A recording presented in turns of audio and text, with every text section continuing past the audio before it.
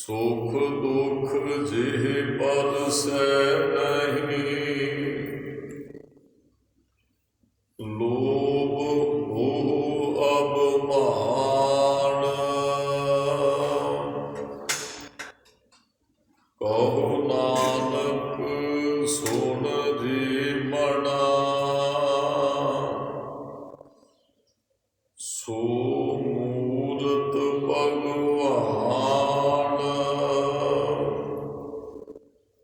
उस्तत निंदया नाहि जिह,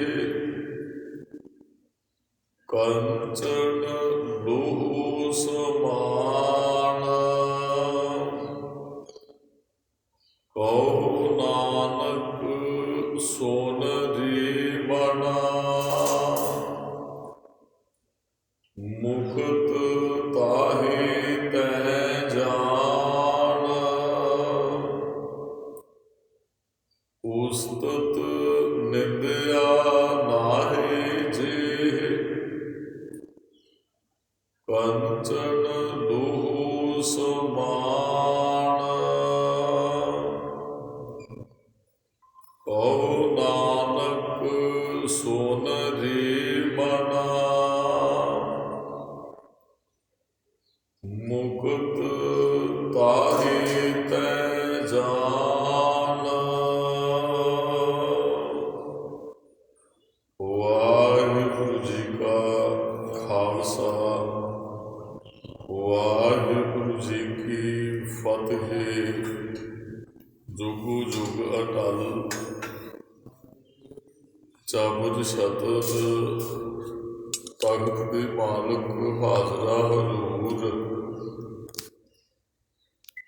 जहरा जहूर सर्व कला सुप्रत सतगुरु धन धन। साहिब श्री गुरु ग्रंथ साहिब जी महाराज तिन्हां दी पवित्र पावन हजूरी अंदर दशमेश पिता मर्द अगंबड़ी शहनशाह पिता धन गुरु गोबिंद सिंह साहब महाराज जी के चरण छो प्राप्त अस्थान गुरुद्वारा गुरु सर श्री जामनी साहिब जी विखे अमृत वेले के दीवाना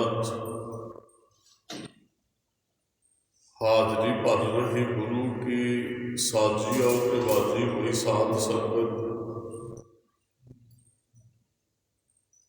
आप जी बहुत बड़े भागों वाले जिन्होंने अमृत वेले की संभाल करदिया सतगुरां के पाक स्थानां ते पहुँच के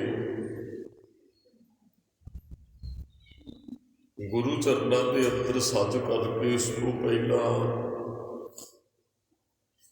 संपूर्ण श्री आसा जी की वारते कीर्तन बहुत श्रद्धा भावना सहित सरवण कीते हैं।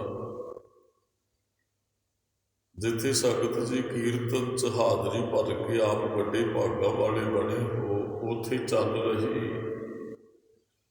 लड़ीवार 12 की वधीक बाणी के अंदरों भोगते श्लोकों की विचार सरवण करके आप सिख संगतां लाहे प्राप्त करते हो। अज उस अकाल पुरख वाहिगुरू ने तुठ के सानू ये सुभागे समय बख्शे है भी असीं गुरु साहब के कोल बैठ के जीवन जिउण की जाच सीख सकीए। बाकी का जीवन असीं किस तरीके नाल जिउणा है, प्रवान किवें हो सकते वाहिगुरू के घर, साडा जीवन होना किहो जिहा चाहीदा है। बड़े प्यारे वचनों के नाल गुरु तेग बहादुर साहब जी ने बख्शिश वरताई है। 3 कुछ श्लोक ने बिल्कुल राते मिलते हैं,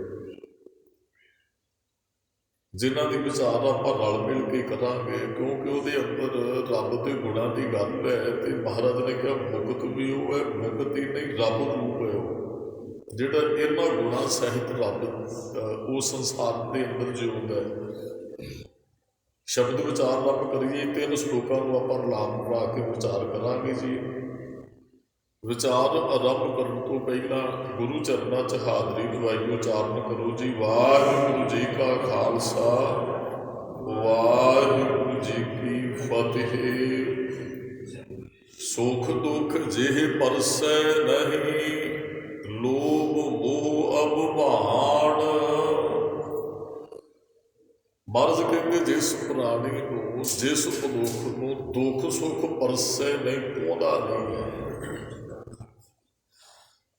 ਜਿਹਦੇ ਅੰਦਰ ਲੋਭ ਮੋਹ ਤੇ ਅਭਿਮਾਨ ਨਹੀਂ ਹੈ।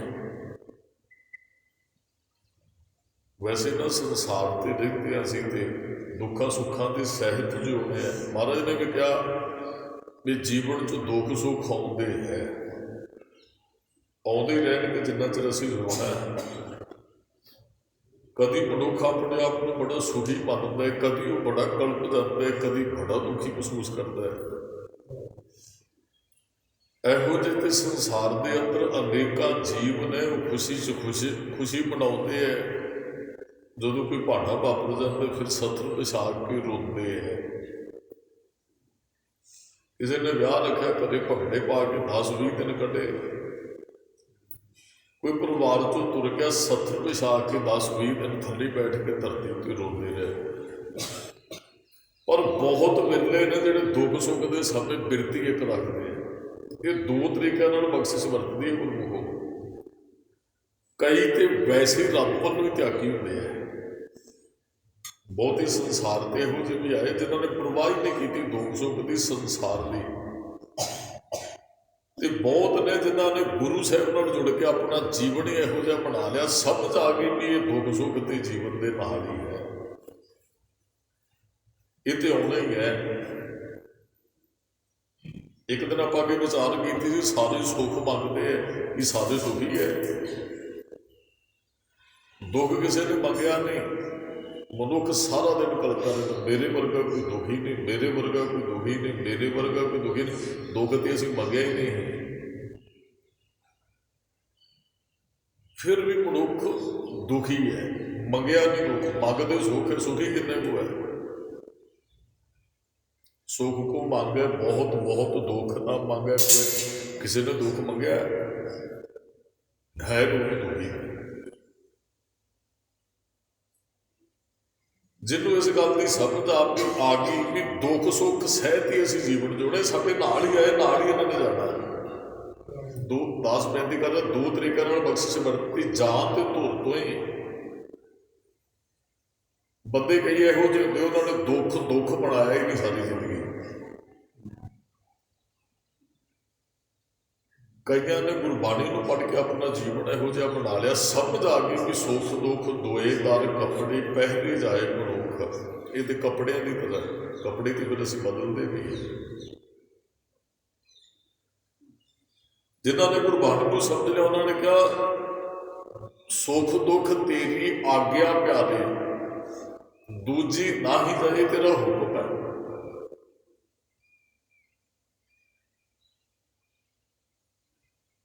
ਹੁਕਮ ਦਾ ਅਰਥ ਇਹ ਨਾ ਕੱਢ ਲੈਣਾ ਵੀ ਦੁੱਖ ਰੱਬ ਦਿੰਦਾ ਤੇ ਉਹ ਰੱਬ ਦਾ ਦਿੱਤਾ ਦੁੱਖ ਅਸੀਂ ਮੰਨ ਲਈਏ। ਮਹਾਰਾਜ ਕਹਿੰਦੇ ਰੱਬ ਕਿਸੇ ਨੂੰ ਦੁੱਖ ਨਹੀਂ ਦਿੰਦਾ। ਸਾਰਾ ਕੁਝ ਆਪਣੇ ਜੀਵਨ ਤੇ ਖੜਾ ਸੀ ਕਿਹੋ ਜਿਹਾ ਹੈ। ਮਹਾਰਾਜ ਨੇ ਬਹੁਤ ਵਾਰੀ ਬਚਨ ਕਹੇ ਵੀ ਦੁੱਖ ਸਾਡੇ ਕਰਮਾਂ ਦੇ ਨੇ, ਜੇ ਕਰਮ ਚੰਗੇ ਹੋ ਗਏ ਤੇ ਦੁੱਖਾਂ ਤੋਂ ਆਪੇ ਬੰਦਾ ਜਿੱਤ ਪ੍ਰਾਪਤ ਕਰ ਲੈਂਦਾ। ਦੁੱਖ ਜੀਵਨ 'ਚ ਰਹਿਣਗੇ ਨਹੀਂ। ਸਤਿਗੁਰ ਹੋਏ ਦਇਆਲ ਤਾਂ ਦੁੱਖ ਨਾ ਜਾਣੀਏ। ਦੁੱਖ ਹੈ, ਦੁੱਖ ਨੂੰ ਦੁੱਖ ਜਾਣਦਾ ਨਹੀਂ ਫਿਰ ਜੇ ਗੁਰੂ ਦਿਆਲ ਹੈ। ਦੁੱਖ ਤੇ ਆਉਣੇ ਹੀ। ਮਹਾਰਾਜ ਨੇ ਆਪਣੇ ਜੀਵਨ ਤੇ ਹੰਢਾ ਕੇ ਵਿਖਾਇਆ ਵੀ ਦੁੱਖ ਦੁੱਖ ਨੂੰ ਦੁੱਖ ਕਰਕੇ ਨਹੀਂ ਮੰਨਣਾ। ਬਹੁਤ ਵਾਰੀ ਆਪਾਂ ਵਿਚਾਰ ਕਰ ਚੁੱਕੇ, ਫਿਰ ਕਰਨੀ ਪਏਗੀ ਵੀ ਕੇਤਿਆ ਦੁੱਖ ਭੂਖ ਸਾਧ ਮਾਰ, ਇਹ ਭੇਦ ਦਾਤ ਤੇਰੀ ਦਾਤਾਰ। ਦੁੱਖ ਸੁੱਖ ਤੇਰੀ ਆਗਿਆ ਪਿਆਰੇ, ਇਹ ਭੇਦ ਦਾਤ ਤੇਰੀ ਦਾਤਾਰ। ਜਦ ਸਮਝੇ ਆ ਜੇ ਵੀ ਦੰਦੇ ਦੋਸ਼ ਨਾ ਦੇਹੋ ਕਿਸੇ, ਦੋਸ਼ ਕਰਮ ਆਪਣੇ ਵੀ ਮੇਰੇ ਦੁੱਖ ਤੇ ਮੇਰੇ ਬੀਜ ਬੀਜੇ ਮੈਨੂੰ ਫਲ ਰੂਪ 'ਚ ਮਿਲੇ ਹੈ। ਇਹਦੇ 'ਚ ਰੱਬ ਦਾ ਤਾਂ ਕੋਈ ਕਸੂਰ ਨਹੀਂ। ਮਹਾਰਾਜ ਕਹਿੰਦੇ ਸੁੱਖ ਦੁੱਖ ਜਿਹੇ ਪਰਸਨ, ਜਿਹਨੂੰ ਸੁੱਖ ਤੇ ਦੁੱਖ ਪਾਉਂਦਾ ਨਹੀਂ। ਬੜੀ ਔਖੀ ਗੱਲ ਹੈ ਵੀ ਬਿਰਤੀ ਇਹੋ ਜਿਹੀ ਕਿਸੇ ਦੀ ਬਣਦੇ। ਕਿਤੇ ਆਪਾਂ ਜਾਈਏ ਨਾ, ਸੰਸਾਰ 'ਚ ਵਿਚਰਦੇ ਹਾਂ, ਬਹੁਤ ਥਾਵਾਂ 'ਤੇ ਅਸੀਂ ਜਾਂਦੇ ਹਾਂ। ਕਿਸੇ ਤਰ੍ਹਾਂ ਵੀ ਕੋਈ ਪਹਾੜਾ ਵਾਪਰ ਉਹ ਜਰਨ ਦੀ ਤਾਕਤ ਰੱਖਦਾ ਹੈ।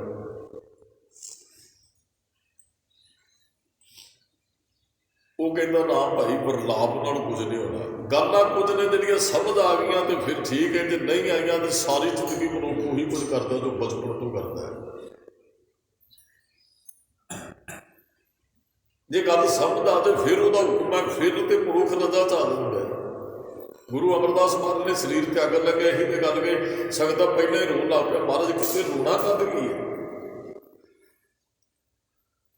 ਇਹੀ ਤੇ ਉਹਦਾ ਹੁਕਮ ਹੈ, ਜੰਮਣ ਮਰਨਾ ਹੁਕਮ। ਹੁਕਮ ਮੰਨੋ, ਹੁਕਮ ਮੰਨਣ ਵਾਲਾ ਕਦੇ ਦੁੱਖ ਸੁੱਖ 'ਚ ਕਲਪੇ, ਉਹ ਸੁੱਖ 'ਚ ਸੁਖੀ ਮਹਿਸੂਸ ਨਹੀਂ ਕਰੇਗਾ, ਦੁੱਖ 'ਚ ਦੁਖੀ ਨਹੀਂ ਹੋਏਗਾ। ਉਹ ਸਭ ਇਹਨੂੰ ਸਭ ਵਸਦਾ। ਗੁਰੂ ਤੇਗ ਬਹਾਦਰ ਸਾਹਿਬ ਦਾ ਸ਼ਬਦ ਆਪਾਂ ਨੇ ਬਹੁਤ ਵਾਰੀ ਵਿਚਾਰਿਆ, ਜੋ ਨਾਲ ਦੁੱਖ ਮੈਂ ਦੁੱਖ ਨਹੀਂ ਮੰਨਣਾ। ਇੱਥੇ ਮਹਾਰਾਜ ਨੇ ਕਿਹਾ ਸੁੱਖ ਦੁੱਖ ਜੇ ਪਰਸੇ ਨਹੀਂ। ਦੁੱਖ 'ਚ ਆਪਣੇ ਆਪ ਨੂੰ ਦੁਖੀ ਨਾ ਮੰਨੇ। ਦੁਖੀ ਉਹ ਨਹੀਂ ਮੰਨੇਗਾ ਜਿਹਦੇ ਕੋਲ ਗੁਰੂ ਦੀ ਸਿੱਖਿਆ ਜਾਂ ਰੱਬੀ ਬਖਸ਼ਿਸ਼ ਹੈ ਵੀ ਉਹਦਾ ਹੁਕਮ ਜਿਹੜਾ ਹੁਕਮ ਸਮਝਦਾ ਇਹ ਹੋਣਾ ਹੀ ਸੀ। ਅਸੀਂ ਦੁਖੀ ਪਤਾ ਕਦੋਂ ਹੁੰਦੇ ਹਾਂ? ਸਾਡੇ ਨਾਲ ਜਦੋਂ ਉਹ ਚੀਜ਼ ਵਿਛੜ ਜਾਂਦੀ ਜਿਹਦੇ ਬਾਰੇ ਅਸੀਂ ਸੋਚਦੇ ਹੀ ਨਹੀਂ। ਦੁੱਖ ਦਾ ਕਾਰਨ ਉਹ ਬਣਦਾ ਬਹੁਤਾ ਵੀ ਅਸੀਂ ਕਿਸੇ ਦੇ ਜਨਮ ਵੇਲੇ ਮਿਲਾਪ ਵੇਲੇ ਤੇ ਅਸੀਂ ਬੜੀ ਖੁਸ਼ੀ ਮਨਾ ਲਈ, ਉਹਦੇ ਵਿਛੜਨ ਬਾਰੇ ਅਸੀਂ ਕਦੇ ਸੋਚਿਆ ਹੀ ਨਹੀਂ। ਤੇ ਜੇ ਅਸੀਂ ਸ਼ੁਰੂ ਤੋਂ ਹੀ ਵੇਖੋ, ਆਪਾਂ ਪਰਿਵਾਰ 'ਚ ਕਈ ਵਾਰੀ ਨਾ ਕੋਈ ਜੀ ਤੁਰ ਜਾਂਦਾ, ਬੜੇ ਲੋਕਾਂ ਪਿਛਲਿਆਂ ਦਾ ਬੁਰਾ ਹੋ ਜਾਂਦਾ। ਜਦ ਉਹ ਕਲਪਦੇ ਜਿਨ੍ਹਾਂ ਨੇ ਜਾਣ ਬਾਰੇ ਸੋਚਿਆ ਹੀ ਨਹੀਂ। ਕਈ ਵਾਰੀ ਨਾ ਵੇਖੀਏ ਕੋਈ ਬੰਦਾ ਬਿਮਾਰ ਹੋਵੇ ਨਾ, ਬਿਮਾਰ ਉਹ ਕਾਫੀ ਬਿਮਾਰ ਹੋਵੇ, ਮਹੀਨਾ 2 ਸਾਲ ਉਹਦੇ ਜਾਣ ਦਾ ਲੋਕ ਦੁੱਖ ਘੱਟ ਬਣਾਉਂਦੇ। ਪਤਾ ਕਾਰਨ ਕੀ ਹੈ? ਲੋੜ ਤੇ ਉਹਦੀ ਸੀ, ਭਾਵੇਂ ਉਮਰ ਵੀ ਛੋਟੀ ਹੋਵੇ ਸੀ, ਵੀ ਮਨ ਮੰਨ ਗਿਆ ਸੀ ਕੁਝ ਨਾ ਕੁਝ ਪਹਿਲਾਂ ਵੀ ਇਹਨੇ ਚਲੇ ਜਾਣਾ, ਤਾਂ ਉਹਦਾ ਦੁੱਖ ਬਹੁਤਾ ਦੁੱਖ ਨਹੀਂ ਲੱਗਾ। ਤੇ ਜਦੋਂ ਪੂਰਨ ਤੌਰ ਤੇ ਸਾਡਾ ਮਨ ਮੰਨ ਗਿਆ ਨਾ, ਜੋ ਕੁਝ ਹੋਣਾ, ਮਿਲਣਾ ਵਿਛੜਨਾ ਰੱਬ ਦੇ ਹੁਕਮ 'ਚ, ਫਿਰ ਬਿਲਕੁਲ ਦੁੱਖ ਨਹੀਂ ਲੱਗੇਗਾ। ਬੰਦਾ ਅਚਾਨਕ ਤੁਰਦਾ ਹੈ, ਕਿਸੇ ਪਰਿਵਾਰ 'ਚੋਂ ਤੁਰ ਜੇ ਉਹਦਾ ਦੁੱਖ ਜ਼ਿਆਦਾ ਹੈ। ਅਚਾਨਕ ਤੁਰ ਗਿਆ, ਸੋਚਿਆ ਨਹੀਂ ਸੀ, ਹੋ ਗਿਆ। ਜਿਹੜਾ ਬਿਮਾਰ ਪਿਆ ਉਹਦਾ ਦੁੱਖ ਜ਼ਿਆਦਾ, ਜਿਹੜਾ ਬਿਮਾਰ ਪਿਆ ਉਹਦਾ ਦੁੱਖ, ਬਿਮਾਰ ਦਾ ਦੁੱਖ ਘੱਟ, ਤਾਂ ਵੀ ਮੰਨ ਗਿਆ ਸੀ ਮਨ ਕਿਤੇ ਨਾ ਕਿਤੇ ਵੀ ਇਹਨੇ ਚਲੇ ਜਾਣਾ। ਦੂਸਰੇ ਤੇ ਮਨ ਹੀ ਨਹੀਂ ਸੀ ਬਣਾਇਆ ਸੀ। ਮਹਾਰਾਜ ਨੇ ਇਹੀ ਤੇ ਗੱਲ ਕਹੀ ਵੀ ਚਿੰਤਾ ਤਾਂ ਕੀ ਚੀਜ਼ ਹੈ, ਜੋ ਅਣਹੋਣੀ ਹੋਏ। ਦੁਖੀ ਤੇ ਅਸੀਂ ਤਾਂ ਹੋਈਏ ਨਾ, ਚਿੰਤਾ ਤੇ ਉਸ ਗੱਲ ਦੀ ਹੋਈ ਜੇ ਇਹ ਸਾਡੇ ਇਕੱਲਿਆਂ ਨਾਲ ਕੁਝ ਹੋਇਆ ਇਹਦਾ। ਇੱਥੇ ਤੇ ਇਹੋ ਮਾਰਗ ਸੰਸਾਰ ਕੋ ਨਾਨਕ ਥਿਰ ਨਹੀਂ ਕੋਏ। ਇਹ ਤੇ ਸੰਸਾਰ, ਇਸ ਰਸਤੇ ਤੇ ਕੋਈ ਸਦਾ ਨਹੀਂ। ਅਸੀਂ ਘਰ 'ਚ ਰਹਿੰਦੇ ਹਾਂ, ਵਿਛੜਨ ਦਾ ਦੁੱਖ, ਟ੍ਰੇਨ 'ਚ ਜਾਂਦੇ ਹਾਂ, ਪਲੇਨ 'ਚ ਜਾਂਦੇ ਹਾਂ, ਸਾਥੀ ਤਾਂ ਉੱਥੇ ਵੀ ਸਾਡੇ ਬਣਦੇ ਆ। ਉਤਰ ਲੱਗਿਆ ਉਹਨਾਂ ਦੇ ਵਿਛੋੜੇ ਦਾ ਕੋਈ ਦੁੱਖ ਨਹੀਂ, ਕਿਉਂਕਿ ਉਹਨਾਂ ਨਾਲ ਮਨ ਹੀ ਨਹੀਂ ਸੀ ਮੰਨਿਆ। ਮਨ ਨੂੰ ਪਤਾ ਸੀ ਅਸੀਂ ਉੱਥੇ ਜਾ ਕੇ ਵਿਛੜ ਜਾਣਾ। ਉਹਨਾਂ ਦੇ ਵਿਛੜਦਾ ਤਾਂ ਨਹੀਂ ਦੁੱਖ। ਪਿਆਰ ਤੇ ਕਈਆਂ ਨਾਲ ਬੜਾ, ਟ੍ਰੇਨ ਪਲੇਨ ਦਾ ਪਿਆਰ ਸਾਰੀ ਜ਼ਿੰਦਗੀ ਕਈ ਵਾਰੀ ਨਿਭ ਜਾਂਦਾ ਹੈ। ਪਰ ਉੱਥੇ ਸਾਡੇ ਮਨ 'ਚ ਇਹ ਨਹੀਂ ਸੀ ਵੀ ਇਹਨੇ ਤੋੜ ਦੇ ਬਣਾ। ਉੱਥੇ ਇਹ ਸੀ ਵੀ ਨਹੀਂ ਨਾ, ਵੀ ਸਫਰੇ ਦੇ ਨਾਲ ਉਹਨਾਂ ਦੇ ਵਿਛੜਨ ਦਾ ਕੋਈ ਦੁੱਖ ਨਹੀਂ ਹੋਇਆ। ਬਸ ਆਹੀ ਗੱਲ ਜਦੋਂ ਅਸੀਂ ਸਮਝਣਾ ਕਿ ਨਾ ਰੱਬ ਦਾ ਹੁਕਮ ਮਿਲਣਾ ਹੈ, ਅੱਜ ਸਾਡਾ ਸੰਬੰਧ ਬਣਨਾ ਹੈ, ਰੱਬ ਦਾ ਹੁਕਮ ਵਿਛੜਨਾ, ਫਿਰ ਉਹ ਬੰਦਾ ਦੁਖੀ ਨਹੀਂ ਹੁੰਦਾ ਜਿਹਨੂੰ ਇਹ ਗੱਲ ਸਮਝ ਆ ਜਾਂਦੀ। ਜਿਹਨੂੰ ਸਮਝ ਆ ਗਈ ਉਹ ਬੜੀ ਜਲਦੀ ਆ ਜਾਂਦੀ, ਜਿਹਨੂੰ ਨਹੀਂ ਉਹ ਸਾਰੀ ਜ਼ਿੰਦਗੀ ਨਹੀਂ ਉਹਨੂੰ ਸਮਝ ਆਉਂਦੀ। ਉਹ ਭਾਵੇਂ ਬਾਣੀ ਨਹੀਂ ਪੜ੍ਹੇ, ਜੋ ਕੁਝ ਮਰਜ਼ੀ ਕਰੇ, ਬਹੁਤੇ ਆਪਾਂ ਵੇਖਾਂ ਕਿ ਉਹ ਰੱਬ ਦੀ ਰਜ਼ਾ ਤੋਂ ਉਲਟ ਜਾਂਦੇ ਆ। ਮਰਦ ਕਹਿੰਦੇ ਦੁੱਖ ਸੁੱਖ ਦੁੱਖ ਜੇ ਪਰਸੇ ਨਹੀਂ, ਜੋ ਨਾਰ ਦੁੱਖ ਪੈ ਦੁੱਖ ਨਹੀਂ ਮੰਨੇ। ਸੁੱਖ ਸਨੇਹ ਅਰ ਭੈ ਨਹੀਂ ਜਾਪੈ, ਕੰਚਨ ਮਾਟੀ ਮੰਨੈ। ਮਰਦ ਕਹਿੰਦੇ ਸੁੱਖਾਂ ਨਾਲ ਉਹਦਾ ਸਨੇਹ ਹੁੰਦੀ ਹੈ ਵੀ ਮੈਨੂੰ ਕਾਫੀ ਜ਼ਿਆਦਾ ਸੁੱਖ ਮਿਲਣਾ, ਦੁਖੀ ਹੋਵਾਂ ਨਾ, ਉਹ ਸੁੱਖ ਤੇ ਦੁੱਖ ਨੂੰ ਸਮਝਾਉਣ ਦੇ ਬਰਾਬਰ ਜਾਂਦਾ ਹੈ।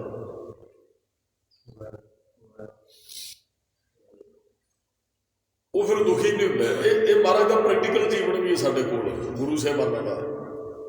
ਗੁਰੂ ਗੋਬਿੰਦ ਸਿੰਘ ਸਾਹਿਬ ਦੀ ਆਪਾਂ ਨੇ ਬਹੁਤ ਵਾਰੀ ਗੱਲ ਕੀਤੀ ਹੈ। ਸਾਹਿਬਜ਼ਾਦਿਆਂ ਦੇ ਜਨਮ ਤੋਂ ਲੈ ਕੇ ਉਹਨਾਂ ਨੂੰ ਪਤਾ ਸੀ ਇਹਨਾਂ ਨੇ ਚਲੇ ਜਾਣਾ ਹੈ। ਉਹ ਮਾਤਾ ਜੀਤਾ ਜੀ ਦੀ ਗੱਲ ਕਈ ਵਾਰੀ ਉਹ ਢਾਡੀ ਸਿੰਘ ਦਾਦੀ ਸੁਣਾਉਂਦੇ ਹੁੰਦੇ। ਚਲੋ ਆਪਾਂ ਜੇ ਕਥਾ ਕਰਨ ਵਾਲਾ ਸੁਣਾਵੇ ਨਾ, ਥੋੜ੍ਹੀ ਜਿਹੀ ਐਂ ਇਮੋਸ਼ਨ ਉਹ ਹੋਰ ਤਰੀਕੇ ਦੀ ਹੋ ਜਾਂਦੀ ਹੈ ਵੀ ਇਹ ਸਾਨੂੰ ਮਰਿਆਦਾ ਤੋਂ ਉਲਟ ਲੱਗਦੀ ਹੈ ਵੀ ਉਹ ਵੀ ਪਹਿਲਾਂ ਮਹਾਰਾਜ ਨੇ ਉਹ ਕਿਹਾ ਸੀ ਵੀ ਸਾਡੇ ਬੱਚਿਆਂ ਨੇ ਤੁਰ ਜਾਣਾ, ਤੇ ਮਾਤਾ ਜੀਤਾ ਨੇ ਕਹਿ ਦਿੱਤਾ ਜੀ ਮੈਂ ਤੇ ਫਿਰ ਵੇਖ ਨਹੀਂ ਸਕਾਂ। ਅਸਲ ਦੇ ਅੰਦਰ ਨਾ ਇੱਕ ਬਿਰਤੀ ਸੀ ਮਾਤਾ ਜੀਤੋ ਜੀ ਦੀ।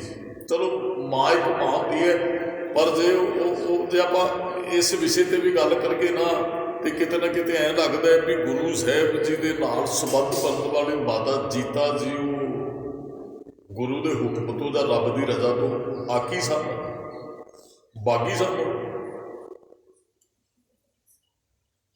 ਜੇ ਕਿਤੇ ਗੁਰੂ ਗੋਬਿੰਦ ਸਿੰਘ ਸਾਹਿਬ ਨੇ ਕਿਹਾ ਹੋਏਗਾ ਇਹਨਾਂ ਨੇ ਤੁਰ ਜਾਣਾ ਹੈ, ਹੋ ਸਕਦਾ ਮਾਤਾ ਜੀਤੋ ਨੇ ਕਿਹਾ ਹੋਵੇ ਜੀ ਰੱਬ ਦਾ ਹੁਕਮ ਹੈ, ਉਹਨਾਂ ਦੀ ਰਜ਼ਾ ਹੈ। ਤੇ ਦੂਸਰੇ ਪੱਖ ਤੋਂ ਜੇ ਆਪਾਂ ਇਹ ਵੀ ਲਈਏ ਤੇ ਸਾਰਿਆਂ ਦੀ ਇੱਕੋ ਜਿਹੀ ਅਵਸਥਾ ਨਹੀਂ, ਇੱਕ ਪਰਿਵਾਰ 'ਚ ਜੀ ਰਹੇ ਤੇ ਸਾਰਿਆਂ ਦੀ ਅਵਸਥਾ ਇੱਕੋ ਜਿਹੀ ਨਹੀਂ ਹੋ ਸਕਦੀ। ਔਰ ਗੁਰੂ ਘਰ ਦੇ ਅੰਦਰ ਸ਼ਬਦ ਦੀ ਕਮਾਈ ਕਰਨ ਵਾਲਾ ਆਪਣੀ ਅਵਸਥਾ ਬਣਾ ਲੈਂਦਾ। ਹਾਂ, ਜੇ ਆਪਾਂ ਆਪਣੀ ਗੱਲ ਕਰੀਏ, ਹੋ ਸਕਦਾ ਸਾਡੀ ਅਵਸਥਾ ਨਾ ਹੋਵੇ, ਹੋ ਸਕਦਾ ਹੈ ਕਿਸੇ ਦੀ ਅਵਸਥਾ ਬਹੁਤ ਵੀ ਹੋਵੇ, ਗੁਜ਼ਾਰ ਲੈਂਦਾ ਹੋਵੇ ਹਰੇਕ ਗੱਲ ਨੂੰ। ਅਸਲ ਦੇ ਅੰਦਰ ਜੀਵਨ ਉਦਣ ਮਹਾਰਾਜ ਨੇ ਸ਼ੁਰੂ 'ਚ ਜਪਜੀ ਸਾਹਿਬ 'ਚ ਬਚਨ ਕਹੇ ਵੀ ਰੱਬ ਦੀ ਰਜ਼ਾ 'ਚ ਚੱਲੇਗਾ ਤੇ ਗੱਲ ਬਣਨੀ ਹੈ। ਸਾਰਾ ਗੁਰੂ ਗ੍ਰੰਥ ਸਾਹਿਬ ਦੀ ਬਾਣੀ ਅੱਜ ਵੀ ਮਹਾਰਾਜ ਨੇ ਕਿਹਾ ਵੀ ਸੁੱਖ ਦੁੱਖ ਜੇ ਪਰਸੇ ਨਹੀਂ, ਜਿਹਨੂੰ ਨਹੀਂ ਪਰਸਦੇ, ਪਰਸਣਗੇ ਕਿਹਨੂੰ ਨਹੀਂ, ਜਿਹਨੇ ਗੁਰਬਾਣੀ ਨੂੰ ਘੁਮਾ ਲਿਆ। ਜਿਹਨੇ ਨਹੀਂ ਘੁਮਾਇਆ ਉਹਦਾ ਜੀਵਨ ਸਾਰਾ ਦੁੱਖ ਸੁੱਖ ਦੇ ਅੰਦਰ ਹੀ ਬਤੀਤ ਹੁੰਦਾ ਹੈ।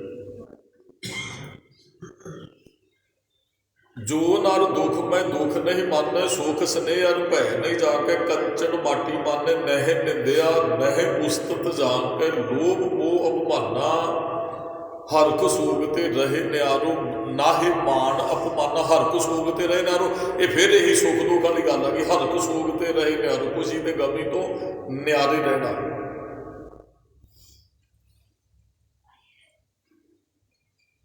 ਅਵਸਥਾ ਇੱਕੋ ਜੀ। ਇਹ ਇਤਿਹਾਸ ਜੋ ਆਪਾਂ ਵੇਖੀਏ ਤੇ ਬਹੁਤ ਸਾਨੂੰ ਸਾਖੀਆਂ, ਜੇ ਗੁਰੂ ਅਰਜਨ ਸਾਹਿਬ ਜੀ ਦੇ ਸਿੱਖ ਭਾਈ ਸਾਧੇ ਦੀ ਗੱਲ ਕਰੀਏ, ਬੱਚਾ ਬਿਮਾਰ ਹੋ ਗਿਆ, ਚੜ੍ਹਾਈ ਵੀ ਕਰ ਗਿਆ, ਗੁਰੂ ਸਾਹਿਬ ਦਾ ਹੁਕਮਨਾਮਾ ਲੈ ਕੇ ਤੁਰਦੇ ਰਹਿ ਕੇ, ਤੇ ਕੋਈ ਗੱਲ ਨਹੀਂ, ਉਹਦਾ ਹੁਕਮ ਹੈ। ਇਹ ਅਵਸਥਾ ਸੀ, ਇਹਦਾ ਮਤਲਬ ਹੈ ਗੁਰੂ ਸਾਹਿਬ ਦੇ ਚਰਨਾਂ 'ਚ ਰਹਿਣ ਕਰ ਗਏ। ਭਾਈ ਭਿਖਾਰੀ ਦੀ ਆਪਾਂ ਬਹੁਤ ਵਾਰੀ ਗੱਲ ਕੀਤੀ, ਵਿਆਹ ਰੱਖਿਆ ਤੇ ਸੰਸਕਾਰ ਦਾ ਸਮਾਨ ਇਕੱਠਾ ਕਰ ਰਿਹਾ, ਉਹਦੀ ਅਵਸਥਾ ਸੀ ਵਿਆਹ ਤੇ ਸੰਸਕਾਰ ਦੇ ਵੇਲੇ ਇੱਕੋ ਜਿਹੀ ਅਵਸਥਾ। ਇਹ ਤੇ ਗੁਰਬਾਣੀ ਨੂੰ ਜਿਉਣ ਵਾਲੇ ਬਣਾ ਸਕਦੇ ਆ। ਤੁਹਾਨੂੰ ਬਾਣੀ ਪੜ੍ਹਨ ਵਾਲੇ ਬਹੁਤੇ ਜਾਂਦੇ ਰੋਂਦੇ ਨਜ਼ਰ ਆਉਣਗੇ। ਇੱਕ ਸਾਡੇ ਪ੍ਰਚਾਰਕ ਵੀਰਾਂ ਨੇ ਨਾ, ਜਦੋਂ ਕਿਤੇ ਰਾਗੀ ਸਿੰਘ ਗਏ, ਇੱਕ ਵਾਰੀ ਦਾਸ ਨੇ ਇੱਥੇ ਹੀ ਸ਼ਾਇਦ ਅਰਦਾਸ ਸੀ, ਅੰਤਮ ਅਰਦਾਸ ਤੇ ਉਹ ਰਾਗੀ ਸਿੰਘ ਆਏ ਤੇ ਮਾਤਾ ਚੜ੍ਹਾਈ ਕੀਤੀ ਤੇ ਸ਼ਬਦ ਪੜ੍ਹੇ ਜਾਣੇ, ਵਿਛੋੜਾ ਸਹਿ ਹੈ। ਪਰ ਰਾਗੀ ਸਿੰਘਾਂ ਨੂੰ ਕਿਹਾ ਕਿਹੜੇ ਵਿਛੋੜੇ ਤੁਸੀਂ, ਉਹ ਵੀ ਮਾਤਾ ਛੱਡ ਗਈ ਤੇ ਇਹ ਵਿਛੋੜਾ ਨਹੀਂ ਸਹਿ ਜਾ ਸਕਦਾ। ਕਿਉਂਕਿ ਰਵਾਉਣ ਵਾਲੀਆਂ ਗੱਲਾਂ ਕੀਤੀਆਂ ਸੀ, ਰੱਬ ਦੇ ਭਾਣੇ ਦੀ ਤੇ ਗੱਲ ਹੀ ਨਹੀਂ ਨਾ ਕੀਤੀ ਕਿਸੇ ਨੇ ਵੀ ਅਸੀਂ ਰੱਬ ਦੀ ਰਜ਼ਾ 'ਚ ਰਹਿਣਾ ਕਿ ਉਹਦਾ ਹੁਕਮ ਹੈ। ਦੂਸਰੇ ਪ੍ਰਚਾਰਕਾਂ ਨੇ ਨਾ ਮੌਤ ਦਾ ਡਰ, ਇਹਨਾਂ ਕੋਈ ਡਰਾਵੇ ਵਾਲੀ ਕਥਾ ਜਾਂ ਉਹਨਾਂ ਨੇ ਬੜੀ ਵੀ ਇਹ ਵਿਛੋੜਾ ਸਹਿ ਨਹੀਂ, ਤੇ ਉਹ ਮੈਂ 5-4 ਦਿਨ ਹੋ ਗਏ ਅੰਤਮ ਅਰਦਾਸ ਤੇ ਕਥਾ ਕੀਤੀ ਤੇ ਪਿੱਛੋਂ ਬੋਲਣ ਵਾਲਾ 94 ਸਾਲ ਦੀ ਉਮਰ ਬਾਪੂ ਦੀ, ਤੇ ਬੋਲਣ ਵਾਲਾ ਕਹਿ ਰਿਹਾ ਸੀ ਅਕੈ ਤੇ ਅਸਹਿ ਸਦਮਾ ਲੱਗਾ ਪਰਿਵਾਰ ਨੂੰ। ਮੈਂ ਕਿਹਾ ਕਿੰਨੇ ਕੁ ਭਾਈ ਸਾਹਿਬ ਜੀ ਹੋ ਰਹੇ ਦੀ ਉਮਰ ਅਜੇ ਤੁਸੀਂ ਚਾਹੁੰਦੇ ਸੀ। ਗੁਰੂ ਸਾਹਿਬ ਦੀ ਹਜ਼ੂਰੀ 'ਚ ਖੜ ਕੇ ਬੈਠਣ ਵਾਲੇ, ਕੀਰਤਨ ਕਰਨ ਵਾਲੇ, ਬੋਲਣ ਵਾਲੇ, ਜਿੰਨਾ ਚਿਰ ਇਸ ਅਵਸਥਾ ਨੂੰ ਨਹੀਂ ਬਣਾਉਂਦੇ ਨਾ ਬਰਾਬਰ ਅਵਸਥਾ, ਉਹਨਾਂ ਚਿਰ ਸੁਣਨ ਵਾਲਿਆਂ ਦੀ ਅਵਸਥਾ ਨਹੀਂ ਬਣਨੀ। ਤੇ ਜਿੱਧਰ ਸਾਡਾ ਜੀਵਨ ਜਿਵੇਂ ਗੁਰੂ ਸਾਹਿਬ ਜੀ ਕਹਿੰਦੇ ਉਹੋ ਜਿਹਾ ਗੁਰੂ ਸਾਹਿਬ ਜੀ ਜਿਹੋ ਜਿਹਾ ਜੀਵਨ ਸਾਡਾ ਬਣਾਉਣਾ ਚਾਹੁੰਦੇ ਹੈ, ਉਹੋ ਜਿਹਾ ਸਾਡਾ ਜੀਵਨ ਬਣ ਗਿਆ, ਫਿਰ ਅਵਸਥਾ ਸਾਨੂੰ ਪ੍ਰਾਪਤ ਹੋਣੀ ਹੈ। 10ਵੇਂ ਪਾਤਸ਼ਾਹ ਦੀ ਅਵਸਥਾ ਸੀ, ਪੁੱਤਰਾਂ ਦਾ ਜਨਮ ਹੈ, ਬੁਕਲ 'ਚ ਖੇਡਦੇ ਰਹੇ, ਨਾਂਦੇ ਚਲੇ ਗਏ। ਮਹਾਰਾਜ ਬਿਲਕੁਲ ਆਪਣੀ ਉਹ ਅਵਸਥਾ ਦਾ ਤਿਆਗ ਨਹੀਂ ਕਰਦੇ। ਨਾ ਸਰੀਰਕ ਬਲ 'ਤੇ ਕਮਜ਼ੋਰ, ਨਾ ਆਤਮਿਕ ਤੌਰ 'ਤੇ ਮਹਾਰਾਜ ਕਮਜ਼ੋਰ ਹੁੰਦੇ ਆ। ਇਹ ਸਾਰਾ ਇਤਿਹਾਸਕਾਰਾਂ ਨੇ ਲਿਖਿਆ ਵੇਖਿਆ। ਮਹਾਰਾਜ ਨੂੰ ਕਿਸੇ ਨੇ ਰੋਂਦਿਆਂ ਨਹੀਂ ਵੇਖਿਆ ਆਪਣੇ 'ਚ। 42 ਸਾਲ ਦੀ ਉਮਰ ਹੈ। ਉਹ ਦੋ ਪ੍ਰਚਾਰਕ ਗੱਲਾਂ ਕਰਦੇ ਵੀ ਕਿਸੇ ਨੇ ਨਹੀਂ ਕਦੇ ਇਤਿਹਾਸ ਲਿਖਦੇ ਆ ਕਿਹਾ ਵੀ ਮਹਾਰਾਜ ਇੱਥੇ ਬੈਠ ਕੇ ਰੋਏ ਵੀ ਸਨ। ਹੋਇਆ ਬਹੁਤ ਕੁਝ। ਮਹਾਰਾਜ ਨਿੱਕੇ ਜਿਹੇ ਬਾਪ ਨੂੰ ਤੋਰਿਆ, ਪਿੱਛੇ ਸਰਕਾਰਾਂ ਲੱਗੀਆਂ ਰਹੀਆਂ, 4 ਪੁੱਤਰ ਚਲੇ ਗਏ, ਦੋਵਾਂ ਦੀਆਂ ਲਾਸ਼ਾਂ ਕੋਲੋਂ ਲੰਘਦੇ, ਕੱਪੜਾ ਨਹੀਂ ਪਾਉਂਦੇ, ਦੋਵਾਂ ਦੇ ਨੀਆਂ 'ਚ ਚਿੰਨ ਦੀ ਖਬਰ ਮਿਲਦੀ ਹੈ। ਮਹਾਰਾਜ ਫਿਰ ਇਕੱਲੇ ਉੱਥੋਂ ਆਪਣੇ ਮੋਢੇ ਦੇ ਪੰਨਾ ਰੱਖ ਕੇ ਤੁਰ ਪੈਂਦੇ ਆ, ਮਹਾਰਾਜ ਨਦੇੜ ਜਾਂਦੇ ਹੈ, ਜਿੱਧਰ ਸਰੀਰ ਤਿਆਗਣ ਲੱਗਦੇ ਹੈ। ਮਹਾਰਾਜ ਨੇ ਜ਼ਖਮਾਂ ਦੀ ਪੀੜ ਵੀ ਝੱਲੀ, ਉਹ ਕਿੰਨੇ ਦਿਨ ਮਹਾਰਾਜ ਦੇ ਜ਼ਖਮ ਨੇ, ਸਰੀਰ ਛੱਡਣ ਲੱਗੇ ਪਰਿਵਾਰ ਦਾ ਕੋਈ ਮੈਂਬਰ ਨਹੀਂ, ਮਹਾਰਾਜ ਫਿਰ ਵੀ ਬਿਲਕੁਲ ਨਹੀਂ ਰੋਏ। ਜਾਣ ਲੱਗੇ ਮਹਾਰਾਜ ਕਹਿੰਦੇ ਲਾਓ ਵੀ ਸਾਡਾ ਘੋੜਾ ਤਿਆਰ ਕਰੋ, ਇੱਧਰ ਚਿਖਾ ਤਿਆਰ ਹੋ ਰਹੀ ਹੈ, ਤੇ ਮਹਾਰਾਜ ਚੜ੍ਹਦੀ ਕਲਾ ਦੇ ਨਾਲ ਸੰਸਾਰ ਹੋ ਗਏ। ਉਹ ਸਤਿਗੁਰਾਂ ਦਾ ਇਹੋ ਜਿਹਾ ਜੀਵਨ ਜਿਉ ਕੇ ਵਿਖਾਉਣਾ ਸਾਨੂੰ ਹੀ ਇਸ ਅਵਸਥਾ 'ਚ ਲਿਆਉਣ ਦਾ ਮਤਲਬ ਸੀ ਵੀ ਤੁਸੀਂ ਵੀ ਇਹੋ ਜਿਹੇ ਅਵਸਥਾ 'ਚ ਆਓ। ਪਰ ਅਸੀਂ ਸਿਰਫ ਬਾਣੀ ਨੂੰ ਪੜ੍ਹਦਿਆਂ ਖੁਸ਼ੀ ਗਮੀ ਤੇ ਬਾਣੀ ਨੂੰ ਵਰਤਣ ਵਾਸਤੇ ਰੱਖ ਲਿਆ ਸੀ। ਕਦੇ ਵਿਆਹ ਆ ਤਾਂ ਲੱਖ ਖੁਸ਼ੀਆਂ ਸ਼ਬਦ ਪੜ੍ਹਾ ਲਓ ਜੀ, ਖੁਸ਼ੀ ਦੇ ਸ਼ਬਦ ਪੜ੍ਹ ਦਿਓ ਜੀ। ਕੋਈ ਤੁਰ ਗਿਆ ਤੇ ਬਾਬਾ ਜੀ ਆਹ ਸ਼ਬਦ ਸਾਨੂੰ ਸੁਣਾ ਦਿਓ, ਬਸ ਉਹ ਸ਼ਬਦ ਸੁਣਦੇ ਰਹੇ, ਅਵਸਥਾ ਸਾਡੀ ਕਿਸੇ ਦੀ ਨਹੀਂ ਬਣੀ। ਅਸੀਂ ਉਹ ਅਵਸਥਾ ਬਣਾਉਣੀ ਸੀ ਵੀ ਆਪ ਬਾਣੀ ਪੜ੍ਹਦੇ, ਆਪ ਅਸੀਂ ਤੇ ਭੋਗ ਤੇ ਵੀ ਰੋਏ ਗਏ, ਰੱਬ ਤੇ ਵੀ ਰੋਏ, ਸੁਣਿਆ ਤੇ ਹੈ ਹੀ ਨਹੀਂ ਗੁਰੂ ਸਾਹਿਬ ਜੀ ਕੀ ਕਹਿੰਦੇ ਆ। ਅਸਲ ਦੇ ਅੰਦਰ ਚਲੋ ਕਿਤੇ ਆ ਭੋਗ ਦੇ ਸਰੂਪ ਹੀ ਸੁਣਦੀਏ, ਕਿਤੇ ਨਾ ਕਿਤੇ ਅਵਸਥਾ ਸਾਡੀ ਬਣੇਗੀ। ਮਹਾਰਾਜ ਕਹਿੰਦੇ ਤੇ ਰੱਬ ਦਾ ਹੁਕਮ ਹੈ, ਸਾਨੂੰ ਮੰਨਣਾ ਪੈਣਾ ਹੈ ਔਰ ਮੰਨਣਾ ਚਾਹੀਦਾ। ਜਾਂ ਤੇ ਗੁਰੂ ਸਾਹਿਬ ਦਾਸ ਨੇ ਬੇਨਤੀ ਕੀਤੀ, ਗੁਰੂ ਸਾਹਿਬ ਕਿਰਪਾ ਕਰਨ ਵੀ ਅਵਸਥਾ ਬਣਾ ਦੇਣ ਗੁਰਬਾਣੀ ਵਰਗਾ ਜੀਵਨ, ਜਾਂ ਫਿਰ ਤੁਰ ਤੋਂ। ਉਹ ਰਾਜੇ ਦੀ ਗੱਲ ਦਾਸ ਨੇ ਕੁੜੀ ਅੱਗੇ ਕੀਤੀ ਸੀ।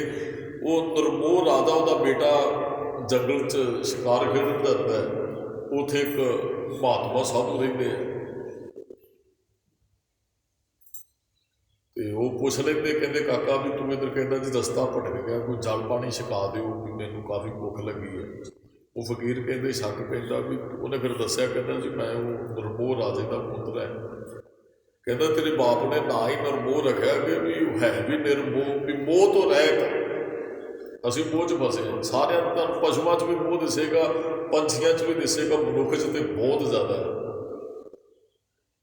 ਮੋਹ ਦੀ ਰੱਸੀ 'ਚ ਅਸੀਂ ਬੱਝੇ ਹੋਏ ਹਾਂ, ਘਰੋਂ ਨਿਕਲ ਕੇ ਸਾਨੂੰ ਨੀਂਦ ਨਹੀਂ ਆਉਂਦੀ। ਉਹ ਮੋਹ ਹੀ ਹੈ, ਪਰਿਵਾਰ ਦਾ ਕਹਿ ਲਓ, ਘਰ ਦਾ ਕਹਿ ਲਓ, ਬੱਚਿਆਂ ਦਾ ਕਹਿ ਲਓ, ਹੋਰ ਇਹ ਅਸੀਂ ਮੋਹ 'ਚ ਬੱਝੇ ਹੋਏ। ਇਹਨੂੰ ਤੇ ਮਹਾਰਾਜ ਨੇ ਕਿਹਾ ਅਗਲੇ ਸ਼ਲੋਕ 'ਚ, ਮੁਕਤ ਤਾਹੀ ਤੇ ਜਾਨ। ਬੰਧਨ ਨੇ ਸਾਡੇ, ਬੇੜੀਆਂ ਘੜੀਆਂ ਸਾਡੇ ਹੱਥਾਂ ਪੈਰਾਂ ਨੂੰ ਪਈਆਂ, ਉਹ ਗੁਰੂ ਕੱਟੇਗਾ ਤੇ ਫਿਰ ਅਸੀਂ ਆਜ਼ਾਦ ਹੋਣਾ। ਸਤਿਗੁਰ ਸਿੱਖ ਕੇ ਬੰਧਨ ਕੱਟਿਆ, ਮੋਹ ਰੂਪੀ ਤੇ ਬੰਧਨ ਹੈ। ਬੰਧਨ ਮਾਤ ਪਿਤਾ ਸੰਸਾਰ, ਬੰਧਨ ਸੁੱਤ ਕੰਨਿਆ ਨਾਰ। ਮੋਹ ਦੀ ਗੱਲ ਕੀਤੀ ਮਹਾਰਾਜ, ਬੰਧਨ ਮੋਹ ਬੰਧਨ ਹੈ। ਉਹ ਲੜਕਾ ਫਕੀਰ ਨੂੰ ਕਹਿੰਦਾ ਜੀ ਨਹੀਂ, ਮੇਰੇ ਪਿਤਾ ਜੀ ਨਿਰਮੋਹ ਹੀ ਹੈ, ਨਾ ਹੀ ਨਹੀਂ ਉਹਨਾਂ ਨੇ ਮੋਹ ਨੂੰ ਜਿੱਤਿਆ। ਕਹਿੰਦਾ ਰਾਜਾ ਹੋ ਕੇ ਮੋਹ ਨੂੰ ਜਿੱਤਿਆ, ਕਹਿੰਦੇ ਅਸੀਂ ਨਹੀਂ ਜਿੱਤ ਸਕੇ ਇਸ ਜਗ੍ਹਾ। ਕਹਿੰਦੇ ਚਲ ਵੇਖਦੇ ਹਾਂ ਜੀ। ਉਹਨੇ ਉਹਦੇ ਬੱਚੇ ਦੇ ਕੱਪੜੇ ਲਵਾ ਕੇ ਨਾ ਕਿਸੇ ਜਾਨਵਰ ਦਾ, ਉਹਨੇ ਜਿਹੜੇ ਦਾ ਸ਼ਿਕਾਰ ਕੀਤਾ ਸੀ, ਉਹਦੇ ਖੂਨ ਨਾਲ ਭਿਓ ਕੇ ਭੇਜ ਦਿੱਤੇ ਆਪਣੇ ਚੇਲੇ ਦੇ ਹੱਥੋਂ ਫਕੀਰ ਨੇ। ਕਹਿੰਦਾ ਵੀ ਉਹ ਰਾਜੇ ਨੂੰ ਜਾ ਕੇ ਕਹੋ ਵੀ ਤੁਹਾਡੇ ਬੇਟੇ ਨੂੰ ਜੰਗਲ 'ਚ ਜਾਨਵਰ ਖਾ ਗਿਆ, ਕੱਪੜੇ ਮਿਲੇ, ਅਸੀਂ ਲੈ ਕੇ ਆਏ। ਉਹ ਲੈ ਕੇ ਜਾਂਦੇ ਜੀ ਚੇਲਾ ਉਹ ਫਕੀਰ ਦਾ, ਰਾਜੇ ਨੂੰ ਜਾ ਕੇ ਕਹਿੰਦਾ ਵੀ ਤੁਹਾਡੇ ਬੱਚੇ ਨੂੰ ਤੇ ਉਹਨੇ ਜਾਨਵਰਾਂ ਨੇ ਖਾ ਲਿਆ, ਸ਼ਿਕਾਰ ਖੇਡਣ ਗਿਆ ਸੀ, ਉਹਦੇ ਕੱਪੜੇ ਲੈ ਕੇ ਆਇਆ। ਵੀ ਉਹ ਕੱਪੜੇ ਮਿਲੇ, ਉਹਦੀ ਜਿਹੜਾ ਸਰੀਰ ਬੋਡੀ ਅੱਧੀ ਖਾ ਗਈ ਸੀ, ਉਹਦੇ ਕੱਪੜੇ ਫਿਰ ਉਹ ਮਿਲੇ ਲਾ ਗਿਆ। ਉਹ ਰਾਜਾ ਕਹਿੰਦਾ ਵੀ ਚਲੋ ਇਹਦਾ ਹੁਕਮ ਹੈ ਵੀ ਜਿੰਨਾ ਕੋਈ ਸੰਬੰਧ ਸੀ ਵੀ ਨਹੀਂ ਸੀ ਉਹਨੂੰ, ਚਲੋ ਉਸ ਪਾਸੇ ਜਾਣਾ ਚਾਹੀਦਾ। ਬਾਕੀ ਉਹਨੇ ਜਿਹੜੀ ਗੱਲ ਸਮਝ ਸੀ ਵੀ ਜਦੋਂ ਸਮਾਂ ਆ ਜਾਂਦਾ ਫਿਰ ਉਹ ਆਪਣੇ ਆਪ ਹੀ ਬੀਤ ਜਹਿ ਜਨਮ ਅਕਾਜ ਰੇ, ਨਿਸ ਦਿਨ ਸੁਣ ਕੇ ਪੁਰਾਣ ਸਮਝਤ ਨਹਿ ਰੇ ਅਜਾਨ, ਕਾਲ ਤੋਂ ਪਹੁੰਚਿਓ ਆਣ ਕਹਾਂ ਜਹਿ ਭਾਜਰੇ। ਗੱਲ ਸਮਝ ਆ ਗਈ ਵੀ ਬਚ ਨਹੀਂ ਸਕਦਾ ਕਿਸੇ ਤਰੀਕੇ ਨਾਲ। ਜਦੋਂ ਸਮਾਂ ਭਾਈ ਇੰਨਾ ਕੁ ਸੰਬੰਧ ਸੀ, ਚਲੋ ਕੋਈ ਨਹੀਂ। ਉਹ ਚੇਲਾ ਬੜਾ ਹੈਰਾਨ ਹੋਇਆ ਕਿ ਮੈਂ ਵੀ ਵਾਕਈ ਵੀ ਇਹਨੂੰ ਕੋਈ ਫਰਕ ਨਹੀਂ ਪਿਆ, ਵੀ ਜਿਵੇਂ ਪਹਿਲਾਂ ਬੈਠਾ ਸੀ ਨਾ ਉਸੇ ਤਰ੍ਹਾਂ ਪੁੱਤ ਦੀ ਮੌਤ ਦੀ ਖਬਰ ਮਿਲ ਗਈ, ਪਰ ਬਿਲਕੁਲ ਉਹਦੇ ਚਿਹਰੇ 'ਤੇ, ਉਹਦੇ ਹਾਵ ਭਾਵ, ਉਹਦੀ ਬੋਲੀ 'ਚ ਕੋਈ ਫਰਕ ਨਹੀਂ। ਕਹਿੰਦਾ ਜੀ ਉਹਦਾ ਹੁਕਮ ਹੈ, ਚਲੋ ਜੇ ਬੋਡੀ ਸਲਾਮਤ ਹੁੰਦੀ ਤੇ ਅਸੀਂ ਘਰੇ ਲੈ ਆਉਂਦੇ, ਤੁਸੀਂ ਕਹਿੰਦੇ ਹੋ ਜਾਨਵਰ ਖਾ ਚੁੱਕੇ, ਦਾ ਮਤਲਬ ਜਾਨਵਰਾਂ ਨੇ ਖਾ ਲੈਣੇ। ਉਹ ਚੇਲਾ ਵੀ ਬੜਾ ਹੈਰਾਨ ਹੋਇਆ, ਕਹਿੰਦਾ ਵੀ ਰਾਜਾ ਹੋ ਕੇ ਮੋਹ ਨੂੰ ਜਿੱਤਣਾ ਬੜੀ ਔਖੀ ਗੱਲ ਹੈ। ਵੀ ਕਿਸੇ ਕੋਲ ਬਹੁਤ, ਕੋਈ ਰਾਜ ਨਾਲ ਵੀ ਮੋਹ ਹੁੰਦਾ ਹੈ, ਪਰਿਵਾਰ ਨਾਲ ਵੀ ਮੋਹ ਹੁੰਦਾ, ਸੁੱਖ ਸਹੂਲਤਾਂ ਮੰਨਣੀਆਂ ਚਾਹੁੰਦੇ ਹੋ, ਪਰ ਇੱਥੇ ਨਿਰਮੋਹ। ਫਿਰ ਉਹ ਉਹੀ ਕੱਪੜੇ ਲੈ ਕੇ ਉਹਦੀ ਰਾਣੀ ਕੋਲ, ਘਰ ਵਾਲੀ ਕੋਲ ਚਲਾ ਜਾਂਦਾ ਰਾਜੇ ਦੀ। ਕਹਿੰਦਾ ਤੁਹਾਡੇ ਬੱਚੇ ਨੂੰ ਉੱਥੇ ਬੁਲਾਣਾ। ਉਹ ਵੀ ਬਿਲਕੁਲ ਐ ਸੁਰਖਰੂ ਕਹਿੰਦੀ ਸੀ ਕੋਈ ਨਹੀਂ, ਫਿਰ ਉਹਦਾ ਹੁਕਮ ਹੈ, ਜੋ ਕੁਝ ਹੋਣਾ ਹੈ। ਵੀ ਉਹ ਗਿਆ ਸੀ ਸ਼ਿਕਾਰ ਖੇਡਣ, ਰੋਜ਼ ਆਉਂਦਾ ਸੀ, ਅੱਗੇ ਕਦੀ ਕੁਝ ਨਹੀਂ ਹੋਇਆ, ਜੇ ਅੱਜ ਕੁਝ ਹੋ ਗਿਆ ਤੇ ਵਾਹਿਗੁਰੂ ਦਾ ਹੁਕਮ ਹੋਏਗਾ। ਉਹ ਕਹਿੰਦੇ ਉਹਦੀ ਪਤਨੀ ਕੋਲ ਵੀ ਗਿਆ, ਉਹਨੇ ਵੀ ਇਹੀ ਗੱਲ ਕਹੀ। ਇਹ ਬਖਸ਼ਿਸ਼ ਜਦੋਂ ਵਰਤਦੀ ਹੈ, ਉਹ ਫਿਰ ਚਲੇ ਗਿਆ ਜੀ ਉਹ ਲੜਕਾ।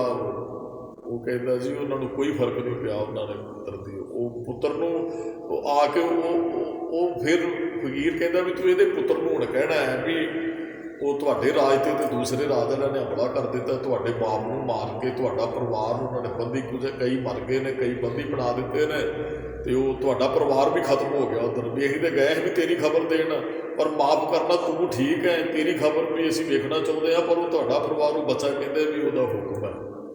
ਉਹ ਲੜਕਾ ਵੀ ਕਹਿੰਦਾ ਉਹ ਰੱਬ ਦਾ ਹੁਕਮ ਹੈ, ਹਮਲਾ ਕਰਤਾ ਹੋਏਗਾ ਕਿਸੇ ਨੇ, ਸਾਡੇ ਰਾਜ ਬੜੇ ਸਾਡੇ ਨਾਲ ਲੱਗਦੇ ਸਨ ਰਾਜੇ, ਜਿਹੜੇ ਗਵਾਂਢੀ ਰਾਜੇ, ਕਿਸੇ ਨੇ ਹਮਲਾ ਕਰਦੇ, ਹੋਇਆ ਕੁਝ ਵੀ ਨਹੀਂ ਸੀ। ਉਹ ਫਿਰ ਫਕੀਰ ਜਾਂਦਾ ਨਾਲ ਨੌਜਵਾਨ ਦੇ, ਉਹਨਾਂ ਦੇ ਘਰੇ। ਉਹ ਹੈਰਾਨ ਹੋ ਜਾਂਦਾ, ਕਹਿੰਦਾ ਜੀ ਅਵਸਥਾ ਇਹ ਕਿਸੇ ਦੀ ਬਣ ਸਕਦੀ? ਉਹ ਕਹਿੰਦੇ ਬਚਪਨ ਤੋਂ ਹੀ ਰੱਬ ਨੇ ਰਾਜੇ ਦੇ ਘਰੇ ਜਨਮ ਦਿੱਤਾ, ਉਹ ਰਾਜਾ ਕਹਿੰਦਾ ਜਿਹੜਾ ਬਚਪਨਿਆਂ ਰਾਜ ਦੇ ਸਕਦਾ, ਫਿਰ ਉਹਦੀ ਰਜ਼ਾ 'ਚ ਹੁਕਮ ਲੈਣਾ ਚਾਹੀਦਾ। ਉਹ ਰਾਜਾ ਗੱਲ ਸਮਝ ਆ ਜਾਏ ਕਈਆਂ ਨੂੰ ਸ਼ੁਰੂ ਤੋਂ ਹੀ, ਜੇ ਨਹੀਂ ਸਮਝ ਆਉਂਦੀ ਸਾਰੀ ਜ਼ਿੰਦਗੀ ਨਹੀਂ, ਭਾਵੇਂ ਉਹ ਬਾਣੀ ਨੂੰ ਜਿੰਨਾ ਮਰਜ਼ੀ ਪੜ੍ਹਦੇ ਸੁਣਦੇ ਹੋਣ, ਜਿੰਨੇ ਮਰਜ਼ੀ ਸੰਗਤ, ਉਹ ਸਾਰੀ ਜ਼ਿੰਦਗੀ ਉਹੋ ਜਿਹੇ ਰਹਿੰਦੇ। ਅਸੀਂ ਇੱਕ ਸੰਸਕਾਰ 'ਤੇ ਗਏ, ਉਹਨਾਂ ਕਾਫੀ ਕੀਰਤਨੀਏ ਸਿੰਘ ਉੱਥੇ ਆਏ ਹਨ, ਅਤੇ ਮੈਂ ਉੱਥੇ ਗੱਲ ਕਰਦੀ, ਮੈਂ ਕਿਹਾ ਤੁਸੀਂ ਕੀਰਤਨ ਕਰਨਾ ਚਾਹੀਦਾ, ਤਬਲੇ ਵਾਲੇ ਸਿੰਘ ਬੈਠੇ ਕੀਰਤਨ। ਇੱਕ ਬੜਾ ਸੁਲਝਿਆ ਹੋਇਆ ਬੰਦਾ ਵੀ ਸਾਰੀ ਜ਼ਿੰਦਗੀ ਗੁਰਬਾਣੀ ਦੀ ਵਿਚਾਰ ਵੀ ਕਰਨ ਵਾਲਾ, ਦੂਜਾ ਉਹ ਕਹਿੰਦਾ ਜੀ ਚੰਗਾ ਨਹੀਂ ਲੱਗੇਗਾ ਕੀਰਤਨ, ਉਹਦੇ ਸ਼ਬਦ ਉਹਦੇ ਉਹ ਮੇਰੇ ਮੂੰਹ ਵੱਲ ਵੇਖਣ ਲੱਗ ਪਏ ਦੂਸਰੇ ਰਾਗੀ ਸਿੰਘ। ਕਹਿੰਦੇ ਜੀ ਇਹਦਾ ਮਤਲਬ ਵੀ ਗੁਰਮਤਿ ਦੀ ਸੋਝੀ ਨੇ, ਕਥਾ ਕਰਨ ਵਾਲੇ ਨੂੰ ਵੀ ਗੁਰਮਤਿ ਦਾ ਗਿਆਨ ਵੀ, ਕਹਿੰਦੇ ਕੀਰਤਨ ਚੰਗਾ ਨਹੀਂ ਲੱਗੇਗਾ ਇੱਥੇ। ਉਹ ਭਲਿਆ ਕੀਰਤਨ ਵੀ ਕਦੇ ਮਾੜਾ ਹੋ ਸਕਦਾ, ਮਰਿਆਦਾ ਵੀ ਹੈ, ਰਹਿਤ ਮਰਿਆਦਾ 'ਚ ਲਿਖਿਆ। ਕੋਈ ਸਰੀਰ ਚੜ੍ਹਾਈ ਕਰ ਜਾਂਦਾ, ਕੀਰਤਨ ਰੱਬ ਕਰੋ, ਕੀਰਤ ਸਾਥ ਚਲਾਉਂਦਾ ਹੋਵੇ, ਕੀਰਤਨ ਦੀ ਮਰਿਆਦਾ। ਨਾਲ ਜਿਹੜੀ ਬੇਨਤੀ ਕਰਨੀ ਚਾਹੁੰਦਾ ਸੀ, ਸਾਰੀ ਜ਼ਿੰਦਗੀ ਕਈਆਂ ਨੂੰ ਸਮਝ ਨਹੀਂ ਆਏਗੀ। ਗੁਰਦੁਆਰੇ ਕੋਈ ਆਉਂਦਾ ਨਾ, ਗੁਰਦੁਆਰੇ ਇਹਨੂੰ ਕਹਿ ਦਈਏ ਵੀ ਆਹ ਕੰਮ ਨਹੀਂ ਕਰਨਾ, ਜੇ ਤੇ ਉਹਨੇ ਹਟਣਾ, ਉਹਨੇ ਪਹਿਲੀ ਵਾਰੀ ਕਹਿਣ ਤੇ ਮੰਨ ਜਾਣਾ ਵੀ ਠੀਕ ਹੈ ਜੀ, ਹਾਂ ਉਹ ਗੱਲ ਸਮਝ ਲੈਣੀ ਚਾਹੀਦੀ ਚੰਗੀ ਤਰ੍ਹਾਂ ਵੀ ਨਹੀਂ ਅੱਜ ਤੋਂ ਕਰਾਂਗਾ। ਨਹੀਂ ਤਾਂ ਸਾਰੀ ਜ਼ਿੰਦਗੀ ਕਿਸੇ ਨੂੰ ਬਾਂਹ ਤੋਂ ਫੜ ਕੇ ਵੀ ਢਾਉਂਦੇ ਰਹੋ, ਤੁਹਾਨੂੰ ਮੰਨੇਗਾ ਨਹੀਂ। ਜੇ ਤੁਸੀਂ ਕੋਲ ਆ ਜਾਓਗੇ ਉਹ ਨਹੀਂ ਕਰੇਗਾ, ਤੁਸੀਂ ਨਹੀਂ ਹੋਗੇ ਉਹਨੇ ਫਿਰ ਉਹੀ ਕੰਮ ਕਰਨਾ। ਐਸਾ ਕੁਝ ਤੇ ਅਸੀਂ ਗੁਰੂ ਸਾਹਿਬ ਤੋਂ ਲੈਣ ਉਹਨੇ ਸਿੱਖਿਆ, ਇੱਕ ਇੱਕ ਕਰਕੇ ਅਸੀਂ ਅੱਗੇ ਅਗਲੇ ਸਟੈਪ ਤੇ ਮੰਨਦੇ ਫਿਰ ਭੋਗ ਦੇ ਸਲੋਕਾਂ ਤੱਕ ਦੀ ਅਵਸਥਾ ਬਣ ਜਾਣੀ ਚਾਹੀਦੀ ਸੀ। ਇਹ ਵੀ ਰੱਬ ਦੀ ਰਜ਼ਾ, ਉਹਦਾ ਹੁਕਮ ਹੈ, ਮਿਲਣਾ ਵਿਛੜਨਾ ਰੱਬ ਦੇ ਪਾੜੇ 'ਚ। ਹਾਂ ਵੈਸੇ ਨਿੱਕੀਆਂ ਨਿੱਕੀਆਂ ਗੱਲਾਂ ਵੀ ਸਾਡੇ ਜੀਵਨ 'ਚ ਕਦੇ ਗਿਣ ਲਓ, ਆਪਾਂ ਇੱਥੇ ਵਿਚਰਦੇ, ਜਿੱਥੇ ਵਿਚਰਦੇ ਨਿੱਕੀਆਂ ਨਿੱਕੀਆਂ ਗੱਲਾਂ ਹੁੰਦੀਆਂ, ਰੱਬ ਤੇ ਛੱਡ ਦੀ, ਉਹਦਾ ਹੁਕਮ ਹੈ, ਹੁਕਮ ਹੈ, ਹੁਕਮ ਹੈ। ਉਹਦੇ ਹੁਕਮ ਨੂੰ ਮੰਨਦਾ ਰੱਬ ਦੇ ਹੁਕਮ 'ਚ ਸਮਾ ਜਾਂਦਾ ਬੰਦਾ। ਇੱਕੋ ਨਾਮ ਹੁਕਮ ਹੈ, ਪੂਰੇ ਸਤਿਗੁਰ ਦੀਆ ਬੁਝਾਏ ਜਿਉ। ਸਤਿਗੁਰ ਹੁਕਮ ਨਾਮ, ਹੁਕਮ ਮੰਨਣਾ ਹੀ ਨਾਮ ਹੈ। ਜੇ ਅਸੀਂ ਗੁਰੂ ਸਾਹਿਬ ਦੇ ਹੁਕਮ ਨੂੰ ਮੰਨਦੇ ਕਹਿੰਦੇ ਵੀ ਆਹ ਗੁਰੂ ਸਾਹਿਬ ਜੀ ਕਹਿੰਦੇ ਕਰਨਾ ਨਹੀਂ ਕਰਨਾ, ਇੱਕ ਦਿਨ ਬੰਦੇ ਦੀ ਅਵਸਥਾ ਬਣ ਜਾਂਦੀ ਜਦੋਂ ਮੰਨਣਾ ਸ਼ੁਰੂ ਕਰਾਂਗੇ। ਜੇ ਮੰਨਣਾ ਨਹੀਂ ਕਰਾਂਗੇ ਫਿਰ ਨੇ, ਮੰਨ ਲਓ ਕੋਈ ਗੁਰਦੁਆਰੇ ਆਉਂਦਾ ਹੈ, ਉਹ ਸਿੱਖਿਆ ਲੈਣੀ ਸ਼ੁਰੂ ਕਰਦੇ, ਇੱਕ ਦਿਨ ਬਹੁਤ ਉੱਚੀ ਅਵਸਥਾ ਬਣਾ ਲਏਗਾ। ਅਤੇ ਜੇ ਸਿਰਫ ਮੱਥਾ ਟੇਕਣੇ ਘੇਸਲਾ ਜਾਓਗੇ, ਮੱਥਾ ਟੇਕਣ 'ਤੇ ਸੀਮਤ ਰਿਹਾ, ਸਾਰੀ ਜ਼ਿੰਦਗੀ ਆਉਂਦਾ ਰਹੇ, ਉਹਦੇ ਜੀਵਨ 'ਚ ਬਦਲਾਅ ਕੋਈ ਨਹੀਂ ਆਉਂਦਾ। ਉਹਨੂੰ ਨਹੀਂ ਫਰਕ ਪੈਂਦਾ ਵੀ ਜੋ ਕੁਝ ਮਰਜ਼ੀ। ਉਹ ਪੰਡਤ ਜੀ ਦੀ ਦਾਸ ਨੇ ਅੱਗੇ ਵੀ ਇੱਕ ਵਾਰੀ ਗੱਲ ਕੀਤੀ ਸੀ ਵੀ ਉਹ ਦੁਕਾਨ 'ਤੇ ਜਾਂਦਾ ਸੀ, ਕਿਤੇ ਉਹਨੂੰ ਬਾਹਰ ਜਾਣਾ ਪਿਆ, ਪੁੱਤਰ ਨੂੰ ਕਹਿੰਦਾ ਵੀ ਤੂੰ ਦੁਕਾਨ 'ਤੇ ਬਹਿਣਾ। ਕਹਿੰਦਾ ਵੀ ਉਹ ਮੰਦਰ ਰਸਤੇ 'ਚ ਆਉਂਦਾ ਹੈ ਅਤੇ ਮੰਦਰ 'ਚੋਂ ਜ਼ਰੂਰ ਹੋ ਕੇ ਜਾਣਾ, ਅਤੇ ਸੁਣਨਾ ਕੁਝ ਨਹੀਂ ਉੱਥੇ ਜੋ ਕੁਝ ਕਹਿਣਗੇ। ਜੇ ਸੁਣ ਲੱਗ ਪਏ ਤਾਂ ਹੁਣ ਮਿਲਾਵਟ ਕਿਵੇਂ ਸੌਦੇ 'ਚ ਕਰੇਗਾ ਬੰਦਾ? ਕਦੀ ਫਿਰ ਤੇ ਨਹੀਂ। ਜੇ ਸੁਣ ਲੱਗ ਪਏ, ਗੁਰੂ ਸਾਹਿਬ ਨੇ ਕਹਿ ਦਿੱਤਾ। ਉਹਨੇ ਇੱਕ ਸ਼ਬਦ ਅੱਜ ਦੇ ਵੈਸੇ ਸ਼ਬਦਾਂ ਨਾਲ ਬੜਾ ਮੇਲ ਖਾਂਦਾ, ਚਲੋ ਕੱਲ੍ਹ ਨੂੰ ਆਪਾਂ ਵਿਚਾਰ ਕਰਾਂਗੇ। ਅੱਖੀ ਬਾਝੋਂ ਵੇਖਣਾ, ਵਿਣ ਕਰਨਾ ਸੁਣਨਾ, ਪੈਰੇ ਬਾਝੋਂ ਚੱਲਣਾ। ਇਹ ਸ਼ਬਦ ਹੀ ਆਪਾਂ ਕੱਲ੍ਹ ਦੇ ਦੀਵਾਨਾਂ 'ਚ ਕਹੋਗੇ, ਇਸ ਨਾਲ ਬੜਾ ਮੇਲ ਖਾਂਦਾ ਸ਼ਬਦ ਹੈ। ਉਹ ਕਹਿੰਦਾ ਦੁਕਾਨਦਾਰ ਕਹਿੰਦਾ ਜਿਹੜਾ, ਉਹ ਕਹਿੰਦਾ ਮੰਦਰ 'ਚ ਜਾਣਾ ਪਰ ਸੁਣਨਾ। ਉਹਨੇ ਸੁਣ ਲਿਆ ਵੀ ਗਰੀਬ ਗਊ ਦੀ ਰੱਖਿਆ ਕਰਨੀ ਚਾਹੀਦੀ ਹੈ। ਉਹਨੇ ਆਏ ਨੂੰ ਮਦਦ ਵੀ ਦਿੱਤੀ ਵੀ ਕੋਈ ਗਰੀਬ ਹੈ, ਵੀ ਧਰਮ ਤੇ ਸਾਡਾ ਇਹ ਕਹਿੰਦਾ ਵੀ ਕਿਸੇ ਦੀ ਮਦਦ ਕਰੋ। ਉਹਨੇ ਮਦਦ ਕਰਨੀ ਵੀ, ਕਿਉਂਕਿ ਸੁਣਿਆ ਸੀ ਵੀ ਉਹਨੇ ਉਹ ਗਊ ਆਈ, ਕਹਿੰਦੇ ਉਹ ਜਿਹੜੇ ਭਗਤ ਮਾਲਾ ਦੇ ਅੰਦਰ ਇਹ ਘਟਨਾ ਦਾ ਜ਼ਿਕਰ ਕੀਤਾ ਉਹਨਾਂ ਨੇ। ਉਹ ਫਿਰ ਉਹ ਬਾਪ ਆਇਆ, ਉਹ ਡਾਂਟਿਆ, ਕਹਿੰਦਾ ਇਸ ਤਰ੍ਹਾਂ ਦੀ ਤੂੰ ਜਾਣ ਦੇਗਾ ਸਭ ਕੁਝ। ਕਹਿੰਦਾ ਜੀ ਮੰਦਿਰ 'ਚ ਗਿਆ ਸਾਂ, ਉੱਥੋਂ ਸਿੱਖਿਆ ਮਿਲੀ। ਕਹਿੰਦਾ ਤੈਨੂੰ ਮੱਥਾ ਟੇਕਣ ਵਾਸਤੇ ਕਿਹਾ ਸੀ, ਸੁਣਨ ਵਾਸਤੇ ਨਹੀਂ ਸੀ ਕਿਹਾ ਵੀ ਸੁਣ ਜਾਓ, ਕੁਝ ਕਰਨਾ ਹੈ। ਜਿੰਨਾ ਚਿਰ ਤੁਸੀਂ ਮੱਥਾ ਟੇਕਦੇ ਰਹੇ ਕੁਝ ਨਹੀਂ ਬਦਲਣ ਵਾਲਾ। ਆਹ ਅਵਸਥਾ ਤੇ ਬੜੀ ਉੱਚੀ ਹੈ। ਅਸੀਂ ਨਾ ਜਦੋਂ ਪਹਿਲਾ ਬੰਦਾ ਆਉਂਦਾ ਉਹਨੂੰ ਉਦੋਂ ਜਲ ਕੁੰਡ ਚੋਂ ਚੁਲੀ ਲਏਗਾ, ਪਾਣੀ ਦੀ ਪਤੇਗਾ। ਉੱਥੋਂ ਸਾਡਾ ਅਸਲ ਦੇ ਵਿੱਚ ਧਰਮ ਸਾਡਾ ਉੱਥੋਂ ਸ਼ੁਰੂ ਹੁੰਦਾ ਹੈ। ਪਹਿਲੀ ਵਾਰੀ ਬੰਦਾ ਆਇਆ, ਉਹਨੇ ਵੇਖਣਾ ਵੀ ਦੂਜੇ ਕੀ ਕਰਦੇ, 2-4 ਹੋਰ ਉਹਨੇ ਫਿਰ ਉਹ ਇਸ਼ਨਾਨ ਪਾਣੀ ਕਰਦਿਆਂ ਇੱਕ ਦਿਨ ਮਹਾਰਾਜ ਕਹਿੰਦੇ ਇੱਥੋਂ ਤੱਕ ਪਹੁੰਚੇਗਾ, ਸੁੱਖ ਦੁੱਖ ਜਿਹੇ ਪਰਸੈ ਨਹੀਂ, ਲੋਭ ਮੋਹ ਅਭਿਮਾਨ। ਲੋਭ ਮੋਹ ਤੇ ਅਭਿਮਾਨ ਸਭ ਕੁਝ ਛੱਡ ਦੇਗਾ। ਲੋਭ ਕਰਨਾ ਛੱਡ ਦੇਗਾ, ਮੋਹ ਨੂੰ ਜਿੱਤ ਲੇਗਾ, ਅਭਿਮਾਨੀ ਨਹੀਂ ਬਣੇਗਾ, ਜਿਹੜਾ ਗੁਰਦੁਆਰੇ ਆ ਕੇ ਗੁਰੂ ਦੇ ਹੁਕਮ ਦੀ ਉਪਦੇਸ਼ ਦੀ ਕਮਾਈ ਕਰੇਗਾ। ਸੁੱਖ ਦੁੱਖ ਜੇ ਪਰਸੇ ਨੇ, ਸੁੱਖ ਦੁੱਖ ਉਹਦੀ ਰਜ਼ਾ 'ਚ ਫਿਰ ਉਹਨੂੰ ਮਹਿਸੂਸ ਹੋਣਗੇ ਵੀ ਇਹ ਉਹਦਾ ਹੁਕਮ ਹੈ। ਵੈਸੇ ਤਾਂ ਮਨੁੱਖ ਰੱਬ ਦੀ ਰਜ਼ਾ 'ਚ ਰਹਿ ਸਕਦਾ। ਮੰਨ ਲਓ ਕੁਝ ਕਰਮ ਹੋ ਗਿਆ, ਸਾਨੂੰ ਘਾਟਾ ਵੀ ਪੈ ਗਿਆ, ਸਾਨੂੰ ਰੱਬ ਦੇ ਦੋਸ਼ ਲੈਣ ਦੀ ਬਜਾਏ ਨਾ ਆਪਣੇ ਪਿੱਛੇ ਝਾਤ ਮਾਰਨੀ ਚਾਹੀਦੀ। ਮੈਂ ਕੀ ਕੀਤਾ ਸੀ, ਉਸ ਕਰਮ ਦਾ ਫਲ ਮੈਨੂੰ ਮਿਲਿਆ।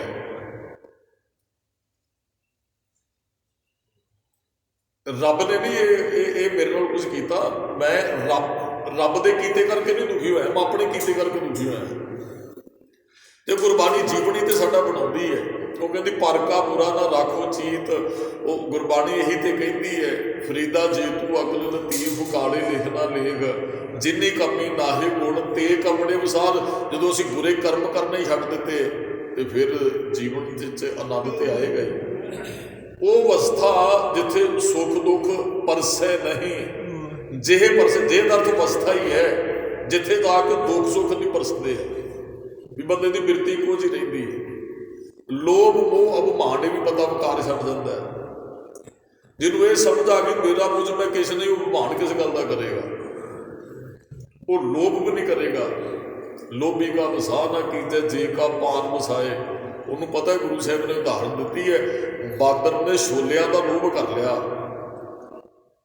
ਉਹਨੇ ਕੁੱਜੀ 'ਚ ਹੱਥ ਪਾਇਆ ਤੇ ਮਦਾਰੀ ਨੇ ਫਿਰ ਉਹ ਛੋਲਿਆਂ ਕਰਕੇ ਪਕੜਿਆ ਉਹਨੂੰ। ਇਹ ਗੱਲ ਗੁਰੂ ਸਾਹਿਬ ਜੀ ਸਮਝਾਉਂਦੇ ਨਾ, ਫਿਰ ਉਹ ਲੋਭ ਨਹੀਂ ਕਰੇਗਾ, ਮੋਹ 'ਚ ਨਹੀਂ ਫਸੇਗਾ। ਮੋਹ ਕਈ ਵਾਰੀ ਨਾ ਸਭ ਕੁਝ ਖਤਮ ਕਰਾ ਦਿੰਦਾ ਹੈ। ਅਭਿਮਾਨ ਕਿਸੇ ਗੱਲ ਦਾ ਨਹੀਂ ਕਰੇਗਾ। ਅੱਬ ਹੋਰ ਨੂੰ ਕਹਿੰਦੇ, ਮਾਨ ਹੋਰਨਾਂ ਚੀਜ਼ਾਂ ਦਾ, ਸਰੀਰ ਦਾ ਕਹਿ ਲਓ, ਉਹ ਧਨ ਦੌਲਤ ਦਾ ਕਹਿ ਲਓ। ਅਭਿਮਾਨ ਨਹੀਂ ਕਹੋ ਨਾਨਕ ਸੁਣ ਰੇ ਬਣਾ। ਗੁਰੂ ਸਾਹਿਬ ਜੀ ਕਹਿੰਦੇ ਬਣਾ ਸੁਣ ਸੋ ਮੂਰਤ ਭਗਵਾਨ। ਜਿਹਦੇ ਜੀਵਨ 'ਚ ਬਿਰਤੀ ਦੁੱਖ ਸੁੱਖ ਦੇ ਸਮੇਂ ਇੱਕੋ ਜਿਹੀ ਬਣ ਗਈ ਵੀ ਦੁੱਖ ਲੱਗਾ ਹੀ ਨਹੀਂ, ਸੁੱਖ ਵੇਲੇ ਉਹਨੇ ਕੋਈ ਖੁਸ਼ੀ ਨਹੀਂ ਮਨਾਈ। ਖੁਸ਼ੀ ਦਾ ਅਰਥ ਇਹ ਵੀ ਨਹੀਂ ਹੈ ਵੀ ਹੁਣ ਦੁੱਖ ਸੁੱਖ ਦੇ ਸਮੇਂ ਭਾਈ ਭਿਖਾਰੀ ਦੇ ਜੀਵਨ 'ਚੋਂ ਦੋ ਗੱਲਾਂ ਸਾਨੂੰ ਮਿਲਦੀਆਂ। ਪੁੱਤਰ ਦਾ ਵਿਆਹ ਕੀਤਾ, ਰਸਮਾਂ ਨਿਭਾਈਆਂ ਸਾਰੀਆਂ ਬਾਪ ਵਾਲੀਆਂ, ਪੈਸੇ ਵੀ ਛੋਟੇ ਉੱਪਰ ਦੀ ਗਿਆ ਵੀ ਉਹਨੇ, ਉਹ ਸਾਰਾ ਕੁਝ। ਤੇ ਜਦੋਂ ਪੁੱਤਰ ਦੀ ਅਰਥੀ ਅਗਲੇ ਦਿਨ ਚੁੱਕੀ, ਉਦੋਂ ਵੀ ਉਹਨੇ ਸਾਰੀਆਂ ਰਸਮਾਂ ਨਿਭਾਈਆਂ। ਆਨੰਦ ਕਾਰਜ ਵੇਲੇ ਵੀ ਜਦੋਂ ਪੁੱਤਰ ਦਾ ਆਨੰਦ ਕਾਰਜ ਹੋ ਰਿਹਾ ਸੀ, ਅਵਸਥਾ ਇੱਕੋ ਜਿਹੀ ਹੈ ਵੀ ਸ਼ੁਕਰ ਹੈ। ਤੇ ਜਦੋਂ ਉਹ ਚਲਾ ਗਿਆ ਤਾਂ ਵੀ ਤੇਰਾ ਸ਼ੁਕਰ ਹੈ ਵੀ ਇੰਨਾ ਕੋਈ ਸੰਬੰਧ ਸੀ ਬੱਚੇ ਦਾ, ਉਹ ਬਿਰਤੀ ਇੱਕੋ ਜਿਹੀ ਰੱਖੀ ਉਹਨਾਂ ਨੇ। ਇਹ ਉਹ ਅਵਸਥਾ ਜਿਹੇ ਪਰਸ ਜਿੱਥੇ ਸੁੱਖ ਦੁੱਖ ਨਹੀਂ ਪਰਸਦਾ। ਮਹਾਰਾਜ ਕਹਿੰਦੇ ਉਹ ਮਨੁੱਖ ਮੁਕਤ ਨਹੀਂ। ਅਗਲੇ 2 ਸ਼ਲੋਕਾਂ 'ਚ ਮਹਾਰਾਜ ਨੇ ਮੁਕਤੀ ਦੀ ਗੱਲ ਕੀਤੀ, ਪਰ ਇਸ ਸ਼ਬਦ ਸੋ ਮੂਰਤ ਭਗਵਾਨ, ਜਿਸ ਮਨੁੱਖ ਦੀ ਇਹ ਅਵਸਥਾ ਬਣ ਗਈ ਉਹ ਭਗਵਾਨ ਦੀ ਮੂਰਤੀ ਬਣ ਜਾਂਦਾ। ਉਹਦੇ 'ਚ ਤੇ ਰੱਬ 'ਚ ਕੋਈ ਅੰਤਰ ਨਹੀਂ ਰਹਿ ਜਾਂਦਾ, ਮਨੁੱਖ ਹੀ ਰੱਬ ਰੂਪ ਹੋ ਜਾਂਦਾ। ਸੋ ਮੂਰਤ ਇਹ ਭਗਵਾਨ ਦੀ ਮੂਰਤ। ਦੱਸ ਨੇ ਕਿ ਕੋਈ ਇੱਕ ਵਾਰੀ ਗੱਲਾਂ ਜਿਹੜੀਆਂ ਸਾਨੂੰ ਦਿਰੜ ਕਰਨ ਵਾਲੀਆਂ, ਮੈਂ ਵਾਰ-ਵਾਰ ਇਹ ਗੱਲ ਕਹਿਣਾ ਵੀ ਇੱਥੇ ਆਣ ਕੇ ਹੁਣ ਕੁਝ ਗੱਲਾਂ ਜਿਹੜੀਆਂ ਸਾਰੀਆਂ ਸਾਨੂੰ ਚੇਤੇ ਕਰ ਲੈਣੀਆਂ ਚਾਹੀਦੀਆਂ। ਅੰਮ੍ਰਿਤ ਸਾਹਿਬ ਨੂੰ ਇੱਕ ਬੜੇ ਅਮੀਰ ਬੰਦੇ ਦਾ ਨੌਜਵਾਨ ਬੇਟਾ ਚੜ੍ਹਾਈ ਕਰ ਜਾਂਦਾ। ਉਹ ਵਿਦੇਸ਼ ਗਿਆ ਸੀ ਕਿਤੇ, ਉਹ ਕੇਸ ਕਤਲ ਕਰਵਾ ਦਿੱਤੇ। ਬਾਪ ਨੂੰ ਇਸ ਗੱਲ ਦਾ ਬੜਾ ਦੁੱਖ ਸੀ। ਕਹਿੰਦਾ ਗੁਰੂ ਰਾਮਦਾਸ ਜੀ ਦੇ ਚਰਨਾਂ 'ਚੋਂ ਮੰਗ ਕੇ ਲਿਆ ਤੇ ਇਹਨੇ ਕੇਸ ਕਤਲ ਕਰਵਾ ਤੇ। ਉਹ ਪੁੱਤਰ ਨੂੰ ਕਹਿੰਦਾ ਬੇਟਾ ਇਹ ਬਹੁਤ ਬੁਰਾ ਕੀਤਾ। ਉਹ ਲੜਕਾ ਫਿਰ ਇੱਧਰ ਆ ਜਾਂਦਾ, ਕਿਤੇ ਵਿਆਹ 'ਚ ਜਾਂਦਾ, ਰਸਤੇ 'ਚ ਆਉਂਦੇ ਉਹ ਨਸ਼ਾ ਕਰ ਲੈਂਦੇ ਉੱਥੇ ਮਿੱਤਰਾਂ ਨਾਲ, ਉਹਦਾ ਐਕਸੀਡੈਂਟ ਹੋ ਜਾਂਦਾ। ਤੇ ਉਹ ਬਾਪ ਨੇ ਬਿਲਕੁਲ ਉਹਦਾ ਦੁੱਖ ਨਹੀਂ ਮਨਾਇਆ। ਅਸੀਂ ਉਹਨਾਂ ਦੇ ਘਰੇ ਵੀ ਗਏ ਉਦੋਂ। ਉਹਨਾਂ ਦਾ ਮੈਨੂੰ ਪੈਲਸ ਦਾ ਨਾਮ ਭੁੱਲ ਗਿਆ, ਉੱਥੇ ਅੰਮ੍ਰਿਤਸਰ ਦੇ ਅੰਦਰ ਉਹਨਾਂ ਦਾ ਬਹੁਤ ਵੱਡਾ ਪੈਲਸ ਹੈ। ਅਸੀਂ ਉਹਨਾਂ ਦੇ ਘਰੇ ਗਏ ਅਤੇ ਉਹ ਬਾਪ ਨੇ ਇੱਕ ਗੱਲ ਜ਼ਰੂਰ ਕਹੀ ਆਪਣੇ, ਕਹਿੰਦਾ ਪੁੱਤਰ ਜਾਣਾ ਤੇ ਤੂੰ ਹੈ ਸੀ ਵੀ ਇੰਨਾ ਕਿ ਰੱਬ ਨੇ ਸਮਾਂ ਦਿੱਤਾ, ਪਰ ਮੈਨੂੰ ਖੁਸ਼ੀ ਹੁੰਦੀ ਵੀ ਜੇ ਤੂੰ ਅੰਮ੍ਰਿਤ ਧਾਰੂ ਹੋ ਕੇ ਗੱਲ ਉਹਦਾ। ਉਹ ਬਿਲਕੁਲ ਹੀ ਰੋਇਆ। ਉਹਨੇ ਸਾਰੇ ਹਰਿਮੰਦਰ ਸਾਹਿਬ ਦੇ ਰਾਗੀ ਸਿੰਘ ਸੱਦੇ, ਕੀਰਤਨ ਕਰਵਾਇਆ, ਉਹ ਰੋਇਆ ਨਹੀਂ। ਉਹ ਕਹਿੰਦਾ ਤੇਰਾ ਸੰਬੰਧ ਇੰਨਾ ਹੀ ਸੀ ਮੇਰੇ। ਇਹ ਗੱਲ ਸਮਝ ਵੇਲੇ ਦੇ ਆਉਂਦੀ ਹੈ ਗੁਰੂ ਕੋਲ, ਜਿੱਦਣ ਆ ਗਈ ਨਾ ਉਧਰ ਗੱਲ ਕਰਨੀ ਹੈ, ਨਹੀਂ ਤਾਂ ਸਾਡਾ ਜੀਵਨ ਸਾਰਾ ਉਸ ਤਰ੍ਹਾਂ ਨਿਕਲਣਾ। ਉਹਨੇ ਇੱਕ ਗੱਲ ਜ਼ਰੂਰ ਕਹੀ, ਉਹ ਕਹਿੰਦਾ ਵੀ ਮੈਨੂੰ ਖੁਸ਼ੀ ਹੁੰਦੀ ਜੇ ਤੂੰ ਅੰਮ੍ਰਿਤਧਾਰੀ ਹੋ ਕੇ ਗੁਰੂ ਵਾਲਾ ਬਣ ਕੇ ਜਾਣਾ ਤੇ ਤੂੰ ਹੈ ਸੀ। ਚਲੋ ਫਿਰ ਉਹਦੇ ਮਨ 'ਚ ਕਹਿੰਦੇ ਚਲੋ ਬਾਣੀ ਪੜ੍ਹਾਓ। ਵੱਧ ਤੋਂ ਵੱਧ ਉਹਨੇ ਕਿਸੇ ਨੂੰ ਨਹੀਂ ਰੋਣ ਦਿੱਤਾ। ਸਾਰੇ ਸਿੰਘ ਸਾਹਿਬ ਕਥਾ ਜਿੰਨੇ ਦਿਨ ਬੋਡੀ ਦੇ ਕੋਲ ਵੀ ਕਥਾ ਹੋਈ, ਕੀਰਤਨ ਹੋਇਆ, ਜਿੰਨੇ ਦਿਨ ਭੋਗ ਨਹੀਂ ਪਿਆ, ਰੋਜ਼ ਸਿੰਘ ਸਾਹਿਬ ਉਹਨਾਂ ਦੇ ਘਰੇ ਜਾਂਦੇ ਸਨ, ਕੀਰਤਨੀਏ ਸਿੰਘ ਜਾਂਦੇ ਸਨ, ਕੀਰਤਨ ਹੁੰਦਾ ਰਿਹਾ। ਉਹ ਬੈਠ ਕੇ ਕੀਰਤਨ ਸੁਣਦੇ ਰਹੇ। ਪਰਿਵਾਰ ਵਾਲੇ ਕਹਿੰਦੇ ਸੁਣੋ, ਸਾਡਾ ਵੀ ਬੜਾ, ਜਾਣ ਵਾਲੇ ਦਾ ਵੀ ਬੜਾ ਕਰੇਗਾ। ਇਹ ਅਵਸਥਾ ਬਣਦੀ ਵਿਰਲੇ ਦੀ ਹੈ। ਗੱਲ ਸਮਝ ਆ ਜਾਣੀ ਵੀ ਜੋ ਮਿਲਦਾ ਜੋ ਵਿਛੜਦਾ ਉਹਦਾ ਹੁਕਮ ਹੈ। ਰੱਬ ਨੇ ਲਿਖਿਆ ਜੋ ਕੁਝ ਹੋਣਾ ਨਾ, ਜੋ ਕੁਝ ਪ੍ਰਾਪਤ ਹੋਣਾ, ਜੋ ਕੁਝ ਖੁਸਣਾ ਜਾਣਾ, ਜਾਂ ਕਈਆਂ ਕੰਗਾਲਾਂ ਨੇ ਔਰ ਰਾਜੇ ਬਣਨੇ, ਕਈਆਂ ਰਾਜਿਆਂ ਨੇ ਕੰਗਾਲ ਬਣਨਾ। ਰੱਬ ਦੀ ਰਜ਼ਾ ਮਨੁੱਖ ਸਮਝ ਲੈਣਾ, ਫਿਰ ਮਨੁੱਖ ਦੁਖੀ ਨਹੀਂ ਹੁੰਦਾ। ਵੱਖਰੀ ਗੱਲ ਹੈ ਮਨੁੱਖ ਨੂੰ ਰਵੇ ਕੁਝ ਨਾ ਰਵੇ, ਭਗਵਾਨ ਦੀ ਮੂਰਤ। ਹੁਣ ਗੁਰੂ ਗੋਬਿੰਦ ਸਿੰਘ, ਗੁਰੂ ਤੇਗ ਬਹਾਦਰ ਸਾਹਿਬ ਜੀ ਦੀ ਗੱਲ ਕਰੋ, ਉਹਨਾਂ ਦਾ ਸਰੋਵਰ ਕੀ ਹੈ? ਸ਼ੁਰੂ ਤੋਂ ਤਿਆਗੀ ਸਨ, ਆਪਣਾ ਸਭ ਕੁਝ ਬੱਚੇ ਨੂੰ। ਅਨੰਦਪੁਰ ਸਾਹਿਬ ਮਹਾਰਾਜ ਨੇ ਆਪ ਮੰਨਿਆ ਪਿੰਡ, ਗੁਰੂ ਤੇਗ ਬਹਾਦਰ ਸਾਹਿਬ ਨੇ। ਅਨੰਦਪੁਰ ਸਾਹਿਬ ਬਣਾਉਣ ਤੇ ਮਹਾਰਾਜ ਨੇ ਕਾਫੀ ਸਮਾਂ ਲਾਇਆ, ਛੱਡਣ ਲੱਗੇ 1 ਸਕਿੰਟ ਨਹੀਂ ਲਾਇਆ। ਬਹੁਤ ਵੱਡਾ ਇੱਕ ਰਾਜ ਦੀ ਤਰ੍ਹਾਂ ਸਥਾਪਿਤ ਕਰਕੇ ਉਹਨੂੰ ਇੱਕ ਖੇੜ 'ਚ ਛੱਡ ਕੇ ਤੁਰ ਜਾਣਾ ਬਹੁਤ ਵੱਡੀ ਗੱਲ ਹੈ। ਇਹਦਾ ਮਤਲਬ ਵੀ ਉਹਨਾਂ ਦੇ ਅੰਦਰ ਕੋਈ ਮੋਹ ਨਹੀਂ ਸੀ ਅਨੰਦਪੁਰ ਸਾਹਿਬ ਦੇ ਨਾਲ ਦਾ। 9ਵੇਂ ਪਾਤਸ਼ਾਹ ਨੇ ਨਹੀਂ ਛੱਡਿਆ, 10ਵੇਂ ਪਾਤਸ਼ਾਹ ਨੇ ਵੀ। ਮਹਾਰਾਜ ਨੇ ਜਿੱਥੇ ਬਹੁਤ ਵੱਡੀ ਫੌਜ, ਸਭ ਕੁਝ, ਮਹਾਰਾਜ ਰਾਤ ਨੂੰ ਅਨੰਦਪੁਰ ਸਾਹਿਬ ਛੱਡ ਜਾਂਦੇ, ਬੱਚਿਆਂ ਨੂੰ ਲੈ ਕੇ ਨਿਕਲ ਜਾਂਦੇ। ਇਹ ਰੱਬ ਦੀ ਰਜ਼ਾ ਹੀ ਤੇ ਸੀ। ਸਿੱਖਾਂ ਨੇ, ਮਹਾਰਾਜ ਨੇ ਵੈਸੇ ਕਿਹਾ ਸੀ ਵੀ 10 ਦਿਨ ਰੁਕੋ, ਆਪਾਂ ਨੂੰ ਛੱਡਣ ਦੀ ਲੋੜ ਨਹੀਂ ਹੈ। ਉਹ ਸਿੱਖ ਫਿਰ ਕਹਿੰਦੇ ਮਾਤਾ ਜੀ ਦੇ ਕੋਲ ਵੀ ਚਲੇ ਗਏ। ਮਾਤਾ ਜੀ ਵੀ ਕਹਿਣ ਲੱਗੇ, ਹੁਣ ਸਤਿਗੁਰਾਂ ਨੂੰ ਐਂ ਲੱਗਾ ਵੀ ਸਾਰਿਆਂ ਦੀ ਅਵਸਥਾ ਤੇ ਇੱਕੋ ਜਿਹੀ ਨਹੀਂ ਹੋ ਸਕਦੀ। ਹੁਣ ਮਾਤਾ ਜੀ ਵੀ ਕਹੀ ਜਾਂਦੇ ਸਿੱਖ, ਤੇ ਜੇ ਕੱਲ੍ਹ ਨੂੰ ਇੱਥੇ ਕੋਈ ਭਾਣਾ ਵਾਪਰ ਗਿਆ ਤੇ ਇਹਨਾਂ ਨੇ ਮੁੜ ਕੇ ਸਾਨੂੰ ਕਹਿਣਾ ਵੀ ਤੁਸੀਂ ਮਹਾਰਾਜ ਸਾਨੂੰ ਮਰਵਾ ਦਿੱਤਾ, ਜੇ ਨਿਕਲ ਜਾਂਦੇ ਸ਼ਾਇਦ ਬਚ ਜਾਂਦੇ। ਮਹਾਰਾਜ ਨੂੰ ਪਤਾ ਸੀ ਬਚਣਾ ਫਿਰ ਵੀ ਨਹੀਂ ਹੈ। ਗੁਰੂ ਸਾਹਿਬ ਨੂੰ ਪਤਾ ਸੀ ਇਹਨਾਂ ਨੇ ਹਮਲਾ ਕਰਨਾ, ਮਹਾਰਾਜ ਨੂੰ ਪਹਿਲਾਂ ਹੀ ਪਤਾ ਸੀ। ਮਹਾਰਾਜ ਕਹਿੰਦੇ ਰਹੇ ਵੀ ਇਹਨਾਂ ਨੇ ਸਾਨੂੰ ਨਹੀਂ ਨਿਕਲ ਦੇਣਾ, ਪਰ ਮਹਾਰਾਜ ਨੇ ਫਿਰ ਵੀ ਸਿੱਖਾਂ ਦੀ ਸਾਰਿਆਂ ਦੀ ਅਵਸਥਾ, ਦੁਨੀ ਚੰਦ ਵਰਗੇ ਭੱਜ ਕੇ ਵੀ ਗਏ ਸਨ, ਮਾਂ ਸਿੰਘ ਵਰਗੇ ਬਦਾਵਾ ਵੀ ਲਿਖ ਕੇ ਦੇ ਕੇ ਗਏ, ਗੁਰੂ ਘਰ ਸਾਰਿਆਂ ਦੀ ਅਵਸਥਾ ਤੇ ਨਹੀਂ ਬਣਦੀ ਹੈ। ਮਹਾਰਾਜ ਨੇ ਫਿਰ ਛੱਡਿਆ ਜੀ ਅਨੰਦਪੁਰ ਸਾਹਿਬ, ਫਿਰ ਵੀ ਹਮਲਾ ਹੋਇਆ। ਜੋ ਕੁਝ ਹੋਣਾ ਸੀ ਉਹ ਲਿਖਿਆ ਸੀ, ਮਹਾਰਾਜ ਨੂੰ ਪਤਾ ਸੀ ਜੋ ਕੁਝ ਹੋਣਾ ਹੈ। ਤਾਂ ਹੀ ਤੇ ਅਸੀਂ ਗੁਰੂ ਨੂੰ ਰੱਬ ਕਹਿੰਦੇ। ਜੇ ਆਹ ਅਵਸਥਾ ਸੀ ਉਹਨਾਂ ਦੀ, ਤਾਂ ਹੋਰ ਕਿਸੇ ਨੂੰ ਅਸੀਂ ਕਿਉਂ ਨਹੀਂ ਰੱਬ ਕਹਿ ਦਿੰਦੇ ਜੀ? ਅਸੀਂ ਗੁਰ ਪਰਮੇਸ਼ਰ ਇੱਕੋ ਜਾਣ 10 ਪਾਤਸ਼ਾਹ ਕਿਹਾ, ਉਹਨਾਂ ਰਾਜ ਵੀ ਮੰਨਿਆ ਤੇ ਉਹ ਤਿਆਗੀ ਵੀ ਸਨ। 6ਵੇਂ ਪਾਤਸ਼ਾਹ ਨੇ ਉਹਨੂੰ ਕਿੰਨਾ ਤਖਤ ਸਾਹਿਬ ਦੀ ਸਿਰਜਣਾ ਕੀਤੀ, ਸ਼੍ਰੀ ਅਕਾਲ ਤਖਤ ਸਾਹਿਬ ਦੀ। ਉਹ ਪਿੰਡ ਕਿੰਨੇ ਕਿਲੇ ਬਣਾਏ ਮਹਾਰਾਜ ਨੇ, ਕਿੰਨੇ ਪਿੰਡ ਬੰਨੇ। ਤੇ ਮਹਾਰਾਜ ਫਿਰ ਕੀਰਤਪੁਰ ਖੀਰਲੇ ਦਿਨਾਂ ਸਭ ਕੁਝ ਛੱਡ ਕੇ ਕੀਰਤਪੁਰ ਆਣ ਕੇ ਬੈਠ ਗਏ। ਮਹਾਰਾਜ ਨੇ ਚੌਕੜਾ ਬੰਦਗੀ ਕਰਦਾ। ਅਸੀਂ 6ਵੇਂ ਪਾਤਸ਼ਾਹ ਦਾ ਜੀਵਨ ਪੜ੍ਹਦੇ ਨਾ, ਮਹਾਰਾਜ ਨੇ 2 ਕਿਰਪਾਨਾਂ ਪੈਂਦੀਆਂ ਸਨ, ਸਾਨੂੰ ਜਾਗਾ ਜੁਦਾ ਹੀ ਮਿਲਣਗੀਆਂ। ਪਰ ਮਹਾਰਾਜ ਨੇ ਜਿੱਦਣ ਸਰੀਰ ਛੱਡਿਆ, ਸਭ ਕੁਝ ਤਿਆਗ ਕੇ ਮਹਾਰਾਜ ਨੇ, ਉਹ ਇਤਿਹਾਸ ਕਰਕੇ ਤੇ 2 ਕੁ ਸਾਲ ਪਹਿਲਾਂ ਗੁਰਤਾ ਗੱਦੀ ਵੀ ਦੇ ਦਿੱਤੀ ਆਪਣੇ ਪੋਤਰੇ ਨੂੰ। ਕਿੱਡੇ ਵੱਡੇ ਤਿਆਗੀ ਸਨ। ਹੁਣ ਪਦਵੀ ਕਿਸੇ ਕੋਲ ਹੋਵੇ, ਮੰਨ ਲਓ ਕੋਈ ਕਿਸੇ ਕੋਲ ਪਦਵੀ, ਪਿੰਡ ਦਾ ਸਰਪੰਚ ਹੀ ਹੋਵੇ, ਉਹਦੇ 2 ਸਾਲ ਰਹਿੰਦੇ ਹੋਣ, ਕਿ ਆਪਣੀ ਮਰਜ਼ੀ ਨਾਲ ਕਿਸੇ ਨੂੰ ਬਣਾ ਸਕਦਾ। ਹਾਂ, ਕਿਸੇ ਨਾਲ ਗੱਲ ਕੀਤੀ ਹੋਵੇ 2.5 ਸਾਲ ਤੂੰ ਕਰੀ ਤੇ 2.5 ਸਾਲ ਕਰਾਂਗਾ ਮੈਂ, ਫਿਰ ਤੇ ਚਲੋ ਠੀਕ ਹੈ, ਇਹਨਾਂ ਨੂੰ ਭਾਈ ਇਹਦੇ ਨਾਲ ਗੱਲ ਕੀਤੀ ਸੀ, ਹੁਣ 2.5 ਸਾਲ ਇਹਨੇ ਕਰਨੀ ਹੈ। ਤੇ ਕੋਈ ਮਾਫ ਕਰਨਾ, ਇੱਥੋਂ ਤੱਕ ਅੰਦਰ ਕਈ ਵਾਰੀ ਲੋਭ ਹੁੰਦਾ। ਬਾਪ ਆਪਣੀ ਪਦਵੀ ਆਪਣੇ ਪੁੱਤਰ ਤੋਂ ਵੀ ਨਹੀਂ ਜੇ ਕਈ ਵਾਰੀ ਦਿੰਦਾ। ਇੱਕ ਸਤਾ, ਇੱਕ ਕੁਦਰਤੀ ਤੌਰ ਤੇ ਬੰਦਾ ਜਿਉਂਦਿਆਂ ਨਹੀਂ, ਜੇ ਤਿਆਗੀ ਨਹੀਂ ਹੈ, ਬਿਰਤੀ ਇਹੋ ਜਿਹੀ ਨਹੀਂ, ਫਿਰ ਬੰਦਾ ਜਿਉਂਦਿਆਂ ਕੁਝ ਨਹੀਂ ਛੱਡ ਸਕਦਾ। ਇਹ ਤੇ ਗੁਰੂ ਹਰਗੋਬਿੰਦ ਸਾਹਿਬ ਨੇ ਸਾਰੀ ਜੀਵਨ ਉਹਨਾਂ ਨੂੰ ਯੁੱਧ ਕੀਤੇ ਤੇ ਆਪਣੇ ਸਰੀਰ ਤਿਆਗਣ ਤੋਂ ਕੁਝ ਸਾਲ ਪਹਿਲਾਂ ਮਹਾਰਾਜ ਗੁਰਤਾ ਗੱਦੀ ਅੱਗੇ ਦੇ ਕੇ ਬਿਲਕੁਲ ਸਭ ਕੁਝ ਛੱਡ ਕੇ ਸ਼ਾਂਤ ਹੋ ਗਏ। ਕਹਿੰਦੇ ਰੱਬ ਨੇ ਹੁਕਮ ਲਾਇਆ ਸੀ ਉਹ ਕਰ ਦਿੱਤਾ ਹੁਣ ਬਿਲਕੁਲ ਤਿਆਗੀ ਹੈ। ਤੇ ਮਹਾਰਾਜ ਨੇ ਚੌਂਕੜਾ ਮਾਰ ਕੇ ਆਪਣਾ ਸਰੀਰ ਤਿਆਗ ਦਿੱਤਾ ਸੀ। ਕੋਈ ਬਿਮਾਰ ਨਹੀਂ ਸੀ ਛੇਵੇਂ ਪਾਤਸ਼ਾਹ, ਕੋਈ ਕਿ ਜੰਗਾਂ ਜੁੱਦਾਂ 'ਚ ਮਹਾਰਾਜ ਨੂੰ ਕੁਛ ਵੀ ਨਹੀਂ ਹੋਇਆ। ਜਿੱਦਣ ਸਰੀਰ ਤਿਆਗ ਦਿੱਤੇ ਆਏ ਸਭ ਕੁ ਮਹਾਰਾਜ ਕਹਿੰਦੇ ਸੁਰਖਰੂ ਹੋ ਕੇ ਚੱਲੇ ਆ। ਚਲੋ ਅਸੀਂ ਅੱਜ ਅਸੀਂ ਸੰਸਾਰ 'ਚ ਵਿਚਰਦੇ ਕੀ ਕੱਲ੍ਹ ਨੂੰ ਅਸੀਂ ਤਿਆਗੀ ਬਣਾਂਗੇ? ਕੱਲ੍ਹ ਨੂੰ ਤਿਆਗੀ ਬਣਾਂਗੇ ਵੀ ਮੈਂ ਵੀ ਛੱਡ ਦਿੱਤਾ ਜੀ ਸਭ ਕੁਝ? ਨਹੀਂ ਛੱਡਿਆ ਜਾਂਦਾ। ਬੜੇ ਹੋ ਗਏ ਮੰਜੇ ਤੇ ਬੈਠਾ ਮਨੁੱਖ ਵੀ ਆਪਣੀ ਜੇਬ ਨੂੰ ਬੰਨ੍ਹ ਕੇ ਰੱਖਦਾ ਹੈ। ਬਜ਼ੁਰਗਾਂ ਨੂੰ ਕਈ ਵਾਰੀ ਕਦੇ ਵੇਖੋ, ਮੈਂ ਇੱਧਰ ਮਮਦੋਟ ਅਸੀਂ ਕਿਸੇ ਦੇ ਘਰੇ ਗਏ ਕੀਰਤਨ ਕੀਤਾ ਤੇ ਉਹ ਘਰੇ ਲੈ ਗਏ ਸਾਨੂੰ, ਕਹਿੰਦੇ ਬਾਬਾ ਜੀ ਆਓ। ਉਹਨਾਂ ਦੇ ਘਰੇ ਨਾ ਇੱਕ ਬਜ਼ੁਰਗ ਬੈਠਾ ਸੀ, ਵੈਸੇ ਨਿਹੰਗ ਵਾਲਾ ਬਾਣਾ ਪਾਇਆ ਸੀ। ਉਹ ਨਿਹੰਗ ਵਾਲਾ ਬਾਣਾ ਪਾਈ ਤੇ ਉਹ ਗੱਲਾਂ ਕਰਨ ਲੱਗ ਪਏ ਤੇ ਉਹ ਦੱਸਦੇ ਜੀ ਬਾਪੂ ਹਜੇ ਵੀ ਲਾਲਚ ਬਾਣਾ ਸੀ ਪਰ ਫਿਰ ਵੀ ਉਹ ਮੰਜੇ ਤੇ ਬੈਠਿਆ ਵੀ ਅਜੇ ਉਹ ਲੋਭ ਦੀ ਇੱਛਾ।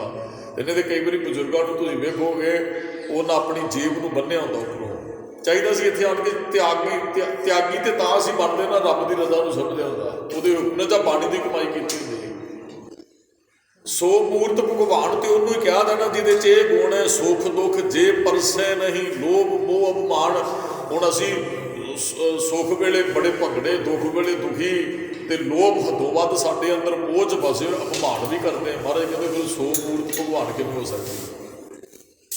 ਗੁਰੂ ਸਾਹਿਬ ਜੀ ਤਾਂ ਭਗਵਾਨ ਦੀ ਮੂਰਤ ਨੇ, ਉਹਨਾਂ ਨੇ ਤਿਆਗਿਆ ਸਾਡੇ ਅਨੁਸਾਰ ਸਭ ਕੁਝ ਛੱਡ ਦਿੱਤਾ ਜੀ। ਨਾ ਲੋਭ ਸੀ, ਨਾ ਮੋਹ ਸੀ, ਨਾ ਅਭਿਮਾਨ, ਨਾ ਦੁੱਖ, ਨਾ ਸੁੱਖ ਜੀਵਨ ਦੇ ਅੰਦਰ।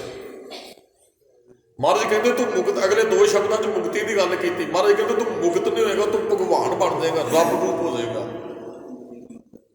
ਬੜੇ ਵਧੀਆ ਅਗਲੇ ਸਲੋਕਾਂ ਦੇ ਅੰਦਰ ਸਤਿਗੁਰਾਂ ਨੇ ਉਹ ਪ੍ਰਮਾਣ ਦੇ ਕੇ ਸਾਨੂੰ ਸਮਝਾਇਆ ਵੀ ਉਹ ਪਹਿਲਾਂ ਮਹਾਰਾਜ ਨੇ ਗੱਲ ਕੀਤੀ ਸੀ ਗੁਣ ਗੋਬਿੰਦ ਗਾਇਓ ਨਹੀਂ, ਜੇ ਗਾਏਗਾ ਤੇ ਆ ਵਸਤੂਆਂ ਤੇਰੀਆਂ ਤੂੰ ਭਗਵਾਨ ਰੂਪ ਬਣ ਸਕਦਾ ਹੈ। ਗਾ ਤੇ ਸਹੀ।